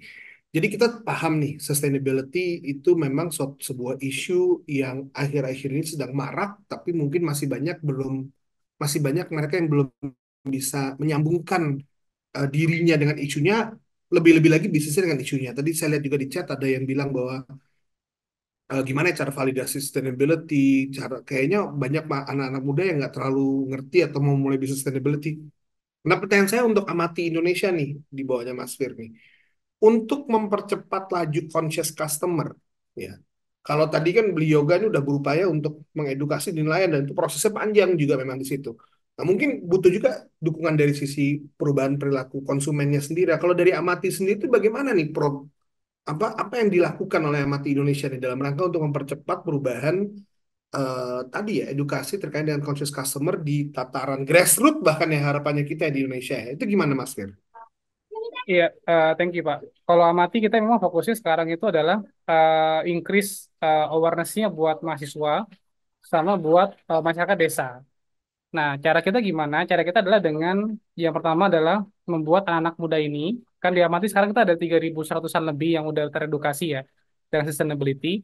Mereka membuat campaign. Jadi bayangkan kalau satu orang bikin campaign di sosial media, dia bisa nge-reach, let's say satu orang tuh bisa 100 viewers, itu aja udah hampir berapa? 100 kali 3.000, udah hampir 30, eh, berapa tuh? 30 ribuan lebih gitu ya, orang teredukasi gitu. Jadi yang pertama justru dengan menggunakan apa namanya hobi anak-anak muda zaman sekarang yaitu gemar bersosial media. Jadi mereka bikin campaign, mereka tapi awal diedukasi dulu. Mereka diedukasi dengan hal yang sustainability, mereka dikasih challenge buat bikin campaign. Nah, yang kedua, yang lebih berdampak adalah mereka dikasih challenge untuk bikin project gitu. Projectnya langsung di desa di mana mereka ditempatkan. Sehingga mau tidak mau akhirnya masyarakat desa yang awalnya tidak kenal dengan sustainability jadi kenal ya yang awalnya mereka baru pahamnya adalah ekoturism sekarang mereka udah paham tentang apa itu ekoturism yang awalnya mereka kenal tentang produksi itu bersifat linear sekarang mereka udah bisa kenal produksi itu bersifat sirkuler gitu jadi dalam dua kontes ini kita udah bisa ngehit dua area sekaligus. Yang pertama adalah area customer atau the future customer gitu ya. Anak muda ini ke depan akan menjadi customer, mereka akan bekerja dan ketika mereka bekerja mereka sudah punya preferensi membeli produk yang lebih sustain. Dan yang kedua adalah masyarakat desa. Bagaimana mereka dalam memproduksi atau mengelola sumber daya alam yang sangat kaya di daerah itu menggunakan prinsip yang lebih sirkular ya daripada yang sifatnya linear gitu. Nah, dua gabungan ini sebenarnya satu poin yang penting gitu. Kenapa? Karena kalau kita merujuk sama kalimatnya Bung Hatta zaman awal dulu kemerdekaan, beliau tuh bilang sama kita gitu bahwa Indonesia ini bisa besar atau bisa menyala bukan karena obor di Jakarta, tapi Indonesia ini bisa menyala sebenarnya karena lilin-lilin kecil di desa. Jadi kalau kita mau membuat Indonesia ini conscious customer-nya, nggak bisa terpusat di satu titik sebenarnya, tapi harus di spread out ke banyak lokasi gitu. Jadi kita nggak butuh satu orang melakukan aksi nyata yang besar, tapi sendirian. Kita butuhnya adalah banyak orang melakukan aksi nyata, kecil-kecil gitu, tapi komunal gitu. Nah, ini apa namanya yang menjadi prinsip gitu ya. Jadi dari kalimatnya Bung Hatta tadi, kita bisa menarik bahwa edukasi itu nggak bisa terpusat dari pemerintah saja, tapi memang harus di split out ke masing-masing lokasi gitu. Jadi dari nelayan ngasih informasi kepada anak nelayan, dari petani ngasih informasi kepada anak petani, dari pekebun ngasih informasi kepada anak pekebun gitu ya. At least mereka bilang sama anaknya, nah nanti kalau kamu udah besar, terusin Bapak sebagai nelayan, petani atau pekebun. Kalau sekarang kan enggak tuh. Anak muda tuh sekarang diminta sama orang tuanya, nah kamu jangan lagi kayak bapak ya. Kamu jangan jadi petani, jangan jadi nelayan. Kenapa? Susah hidupnya bapak gitu. Kamu nanti kuliah ke Bali atau ke Jakarta atau ke mana, terus kamu kerjanya di kota gitu. Nah ini kan sudah memutus gitu Pak harapan kita bahwa generasi mendatang tuh eh, apa jauh gitu sama sama sustainability gitu. Nah, kurang lebih mungkin itu sih Pak, apa namanya spiritnya gitu ya. Dan yang kita kerjakan adalah memberikan edukasi secara terstruktur kepada anak muda sama desa. Semakin banyak desa yang aware, semakin bagus sebenarnya gitu. Itu mungkin Pak Nasmi. Kayaknya harus kolaborasi nih antara Amat Indonesia sama Fish Goals nih. Oh iya, bisa banget, bisa. Karena sama nih gerakannya ini kayaknya nih. Iya, kita juga ada Apalagi Amat program-program pribadi di ini ya. pesisir, di Alor kita ada, di Sulawesi kita ada. Nanti kita bisa tektokan apa namanya beli gede untuk ini atau Siap. beli Siap, yoga Mas. ya, beli yoga buat diskusi. Oke. Nah, buat temen-temen nih. Nah, ini buat temen-temen nih yang, aduh, gue pengen juga nih bisa kolaborasi sama Amati, bisa kolaborasi sama Fishco. Nah, ini dia nih. Kali ini sebenarnya sebelum kita mengakhiri sesi diskusi webinar, teman-teman kita akan mendengar singkat nih terkait dengan program inkubasi dari Balai Diklat Industri dan Pasar.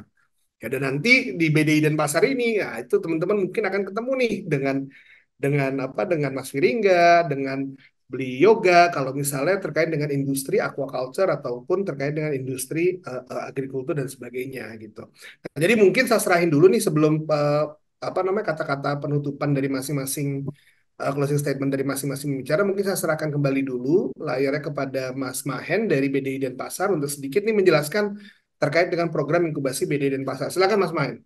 Halo, thank you Mas Nasmi, Mas Fir. Makasih Mas, penjelasannya menginspirasi banget. Beli yoga luar biasa, putra dari Bali nih Mas Nasmi. Eh, Punya cita-citanya tuh eh, saya lihat ini banget, apa luas banget, pengen gimana biar budidaya Bali itu bisa bisa lebih berkelanjutan lah di Balinya sendiri khususnya. Nah, di sini saya akan nge-share sedikit informasi terkait dengan program inkubasi di BD Denpasar. Nah, kepada teman-teman peserta, sekiranya udah bisa melihat suara saya kan? Sudah jelas suara dan Sudah Mas. dah oke. Jadi terima kasih sebelumnya telah bergabung di kegiatan InnoDev Talk, yaitu salah satu sosialisasi dan juga inspirasi yang mana nantinya para peserta yang berminat untuk membuat startup atau mengakselerasi startupnya bisa join di program ini. Jadi di tahun 2024 ini kita punya tagline yaitu Start from Bali. Jadi kita mengajak para teman-teman yang ingin membangun startupnya untuk mulai dari Bali di inkubator kita yang terletak di BDI Denpasar. Kita next. Nah, kembali lagi, InnoDev adalah salah satu program early stage startup yang diselenggarakan oleh Inkubator Bisnis PD Denpasar, Kementerian Perindustrian, di mana kita punya fokus untuk membantu percepatan pertumbuhan startup digital yang berorientasi nasional. Tagline tahun ini kita angkat yaitu Start from Bali. Kita akan mengundang para pegiat wirausaha ataupun yang ingin mendirikan startup atau yang sudah punya startup untuk ke Bali membangun startupnya selama kurang lebih 6 bulan mengikuti program kita. Nah, kenapa teman-teman harus memilih program InnoDev untuk sebagai awal stage dalam membangun startup? Yang pertama, InnoDev sendiri adalah menurut saya satu-satunya program inkubasi yang berfokus pada performasi startup dan bukan hanya sekedar mentoring atau training. Seperti kita ketahui, inkubator bisnis ada banyak, tapi kita punya keunikan yaitu kita fokus pada one-on-one mentoring, one-on-one coaching, di mana kita akan mendiagnosa dari masing-masing kendala dari setiap bisnis itu sehingga nanti akan kita tingkatkan performanya. Lokasi inkubator kita ada di Tohpati Denpasar Timur. Kita mempunyai berbagai fasilitas yang nantinya akan kita berikan kepada para peserta yang telah lolos dari seleksi program InnoDev ini. Yang pertama ada kubikel untuk nanti area kerja. Dalam kubikel sendiri kita memfasilitasi perangkat kerja berupa laptop dan alat kerja lainnya dan juga komputer. Selanjutnya kita memiliki fasilitas coworking space di mana para peserta nanti bisa mempergunakan baik itu ketemu klien atau untuk meeting internal dan untuk keperluan lainnya. Kita ada meeting room, kita ada lounge, dan kita ada berbagai fasilitas ruangan lainnya. Kita juga punya fasilitas entertainment, olahraga, ruang ibadah, dan juga event hall yang nantinya para peserta bisa gunakan sebagai tempat untuk melakukan launching atau mengundang stakeholder-stakeholder terkait. Selanjutnya, karena lokasi kegiatan ini diselenggarakan di Bali, para peserta yang berdomisili di luar Bali akan mendapatkan share bedroom di BD Denpasar dengan fasilitas kamar yang baik dan tenang. Ya, itu akan membantu para peserta yang nantinya berada dari luar Bali. Selanjutnya, kita juga ada program makan siang gratis selama diinkubasi di sini. Jadi para peserta akan mendapatkan makan masing-masing untuk satu orang per tiap timnya. Dan selanjutnya ini ada bantuan transport nanti untuk peserta yang seandainya di luar Bali, kita ada fasilitas bantuan transport, tapi untuk biayanya mengikuti aturan yang sudah berlaku dan sudah ada. Dan yang terpenting karena kita inkubator bisnis di bawah pemerintah, jadi kita memiliki potensi kolaborasi dengan berbagai stakeholder-stakeholder pemerintah, baik itu dari Kementerian Perindustrian sendiri ataupun dari kementerian lainnya, di mana kita akan mengikuti acara eksibisi, pameran, business matching, dan acara-acara event dari government lainnya. Nah, program InnoDev sendiri didesain oleh para mentor-mentor kita mengikuti program dari E-Combinator, di mana fokus utama program adalah membantu startup-startup teman-teman di sini untuk mengejar target pertumbuhan. Kita ada beberapa channel atau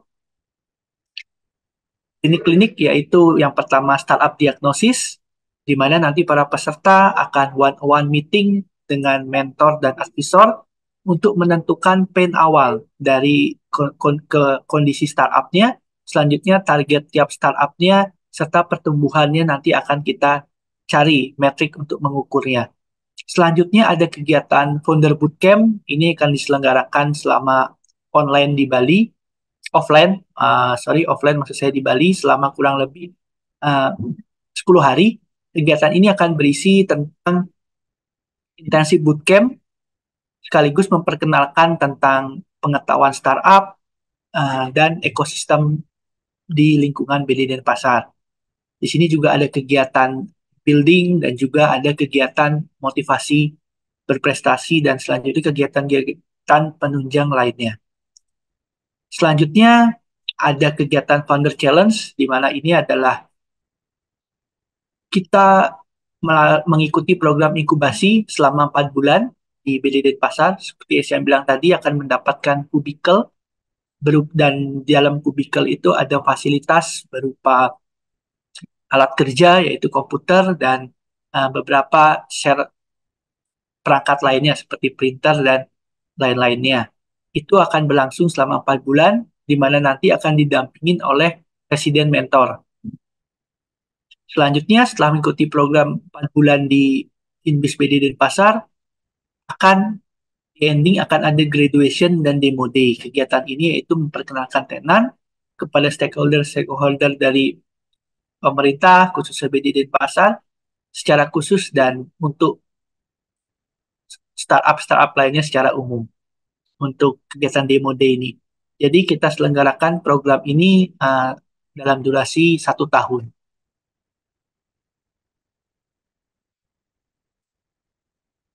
Jadi tujuan dari InnoDev ini adalah pertumbuhan dari startup teman-teman di sini. Seperti kita ketahui, pendekatan performance-based program adalah terobosan baru dari inkubator di dunia, Y-Combination, di mana tidak ada kurikulum baku yang diikuti oleh para tenan, tapi setiap tenan mendapatkan program yang dipersonalisasi untuk kebutuhan startupnya. Jadi ini salah satu alasan kenapa teman-teman bisa memilih inkubator BD Denpasar. Dan selanjutnya kita punya mentor in resident. Nanti akan ada mentor resident yang akan fokus one-on-one untuk mendampingi pertumbuhan selama program inkubasi. Dan kita ada mentor technical, nanti ada mentor sesuai dengan masing-masing, seperti contohnya mentor IT, mentor UI UX, desainer, atau mentor teknologi lainnya. Dan nanti akan ada fasilitator. Fasilitator ini ibaratnya sebagai pendamping perawat teman-teman di sini yang nanti akan membantu mendampingi teman-teman selama ada di program inkubasi. Jadi sangat lengkap sekali, mulai dari mentor residen, mentor technical, dan mentor fasilitator. Sungguh paket lengkap nih. Nah, sedikit selayang pandang, inkubator bisnis BD Denpasar tahun ini memasuki tahun ke-11, di mana kita sudah berjalan selama 10 tahun, kita sudah punya 10 angkatan, ada startup yang berkembang, dan ada juga startup yang pivot, dan ada startup yang juga belum berkembang. Jadi kita berusaha menghadapi berbagai macam tantangan selama 10 tahun ini. Kita harap tahun ini kita bisa lebih bersinar, sehingga rekrutmen dapat lebih baik di tahun ini. Selama 10 tahun ini kita telah mencetak kurang lebih dari 100 startup, dan beberapa mentor telah turut berkontribusi, mentor-mentor skala nasional, dan beberapa pimpinan dari instansi pemerintah, ada menteri, dan beberapa stakeholder pemerintah juga sering berkunjung ke sini. Jadi seperti yang beliau bilang, ada baiknya juga kita mendekat dengan pemerintah, karena channel-channel juga bisa kita dapatkan dari stakeholder di pemerintah. Nah, untuk kriteria calonnya nih, jadi teman-teman yang sudah punya startup bisa mendaftarkan dengan melihat persyaratannya. Yang pertama, memiliki traction minimal 6 bulan dan sudah melakukan validasi pengguna. Tapi kalau belum, itu nanti kita bisa konsultasi lagi, nanti akan ada tim yang membantu untuk melakukan poin ini. Dan selanjutnya, untuk founder startup, karena kita programnya sangat padat, jadi kita harap foundernya yang full time dan bersedia mengikuti program ini di Bali.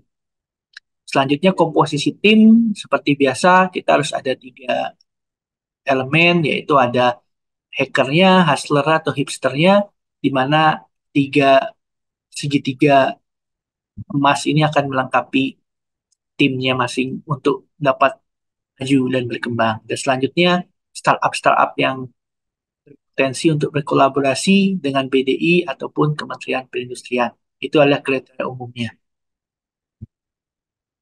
Nah, sudah ada yang bertanya untuk pendaftaran seperti apa? Saat ini di bulan Maret sampai April kita melakukan sosialisasi berupa webinar dan juga beberapa pendekatan ke komunitas dan ke instansi yang kita harapkan kita akan menyebarkan informasi ini dengan baik dan selanjutnya akan dilakukan penjurian. Penjurian akan dilakukan pada bulan Mei 2024 dan nantinya kita akan mencari 9 startup yang berkesempatan mengembangkan startupnya di Pulau Bali.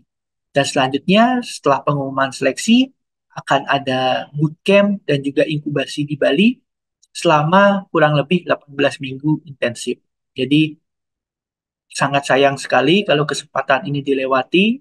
Kapan lagi kita bisa membangun startup kita dari Bali. Jadi ada pepatah yang bilang kita di Bali itu kalau kita kerja bisa sekalian liburan. Nah, nanti beli yoga sendiri lah yang bisa jawab sebagai putra asli Bali. Nah, selanjutnya untuk periode pendaftaran proposal kita sudah buka dari 1 April sampai dengan 1 Mei penutupannya. Nah, link pendaftarannya nanti bisa dicatat atau nanti bisa saya share di grup WA. Nah, jika ada kendala bisa hubungi nomor WA di sini ataupun chat di grup. Karena saya juga ada di grup, saya setiap saat pasti siap mendampingi teman-teman jika ada pertanyaan atau yang perlu didiskusikan. Oke, jadi sekian presentasi saya terkait program InnoDev Inkubator Bisnis PD Denpasar. Sekiranya kalau ada pertanyaan sebelum saya lempar ke Mas Nasmi, boleh kalau ada yang mau pertanyaan boleh jawab di chat. Nanti akan saya bantu mencerahkan gimana mengikuti program uh, inkubasi InnoDev PD Denpasar ini. Mas Nasmi, Oke. Sip. Kalau gitu, thank you Mas Mahen. Ini kalau thank you, Mas. misalnya mungkin bisa di-share kali ya dokumennya ke chat ya supaya teman-teman bisa Baik, download kali ya. Nah, siap, Mas. kalau memang ada pertanyaan, mungkin nanti bisa diajukan lewat nomor yang tadi sudah hubung nih berhubung waktunya sudah mau pukul 3, apa namanya, Mas Fir dan Beli Yoga, siapa tahu harus ada kesibukan lainnya. Oke, thank you Mas Mahen. Tapi tadi menarik banget ya, adalah sebuah program inkubasi yang nggak hanya training-trainingan doang dan mentoring, tapi fokus pada performansi usaha. Nah, itu kayaknya memang memang konsep inkubasi yang benar ya. Itu konsep di mana kita masuk ke sana, ya kita growth bisnisnya gitu. Bukan kita masuk ke sana, kemudian kita jadi pinter. Nah, kalau jadi pinter mah itu lembaga training namanya. Atau lembaga edukasi kan gitu ya. Menarik sekali tadi poinnya. Oke, saya pikir itu Mas Mahen. Mungkin kita kasih waktu sekilas ya, sebentar saja buat masing-masing speaker untuk memberikan closing statement-nya ya. Mungkin kita mulai dulu dari Mas Firingga. Silakan mungkin 1 menit, 2 menit Mas Fir sebagai closing statement. Habis itu nanti akan ke Beli Yoga. Silakan. Oke, baik. Masih banyak Pak Natmi. Jadi mungkin 1 menitnya adalah, eh sorry nih, ada yang lagi ikut belajar. Jadi,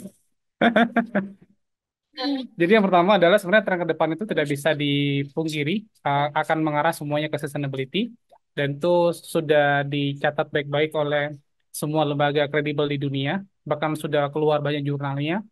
Dan akhirnya membuat banyak hal itu bergeser, ya termasuk juga pendanaan-pendanaan wirausaha, termasuk juga customer gitu ya. Kita lihat ada OJK mengeluarkan regulasi tahun 2017 tentang sustainable finance, di mana setiap lembaga pendanaan yang memberikan dana kepada startup atau wirausaha ke depan harus mengedepankan 2 aspek, profit sama impact gitu. Jadi yang dinilai bukan hanya sekedar profitabilitas, tapi impact-nya juga harus dilihat.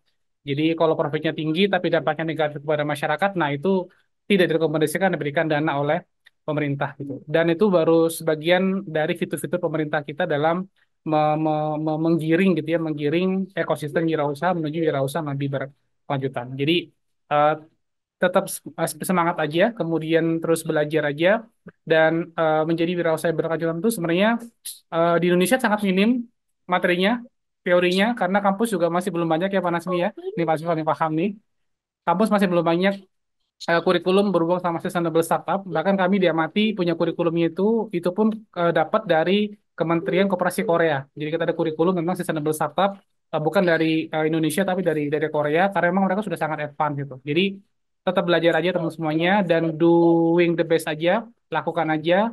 Dan satu poin yang penting kalau kita mau bikin wirausaha berkelanjutan adalah jangan lupa libatkan hati gitu. Jadi kategori apa kalimat singkatnya adalah make meaning before you make money gitu. Waduh, ini memang buat orang bisnis agak impossible, tapi buat kita yang mengusaha yang sustainability ini sesuatu yang bisa kita yakini gitu. Jadi make meaning before you make money gitu. Jadi kita making impact dulu, kita bikin makna dulu, nanti uang tuh juga akan ngikut sama kita gitu. Karena customer kan memilih kita kan endingnya gitu. Itu sih mungkin dari saya. Terima kasih banyak atas kesempatannya. Thank you buat rekan-rekan dari Kementerin, kemudian dari BDI, dan thank you Pak Nasmi sama Pak Mahe atas undangannya. Selamat sore, thank you. Selamat sore. Terima kasih Mas Fir. Dan terakhir kita dengan closing statement dari Beli Yoga. Silakan Beli, 2 menit. Ya, jadi sebenarnya dari Mas Firingga udah lengkap banget sih Mas ya.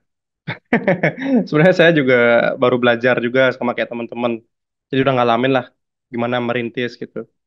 Ya, tapi saran saya ya dengan adanya program inkubasi yang disediakan oleh BDI ini program yang sangat bagus untuk teman-teman semua gitu.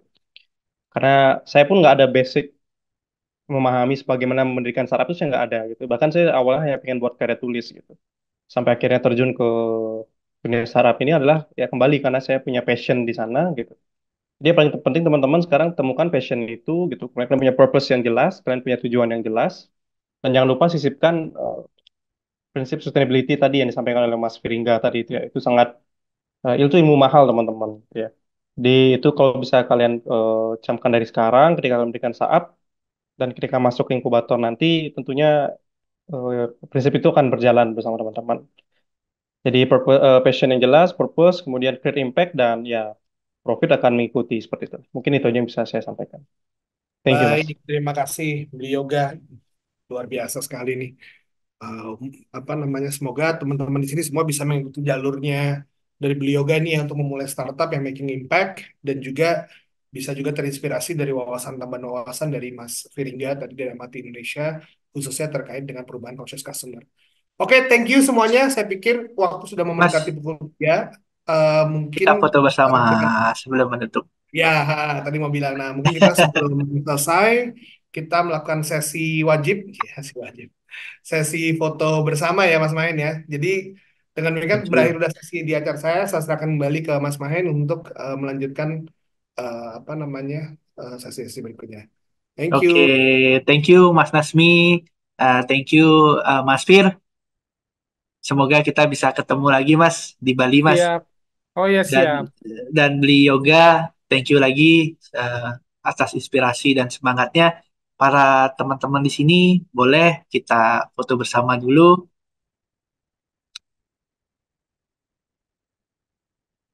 Oke, boleh diaktifkan kameranya.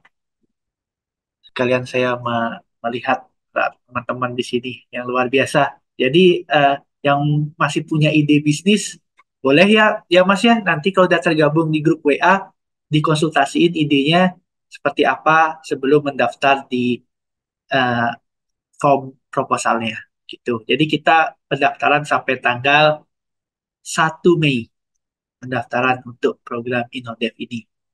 Oke, saya izin ambil gambar dulu. 1, 2, 3. Oke, boleh tim ininya, Silda udah? Boleh. 1, 2, 3.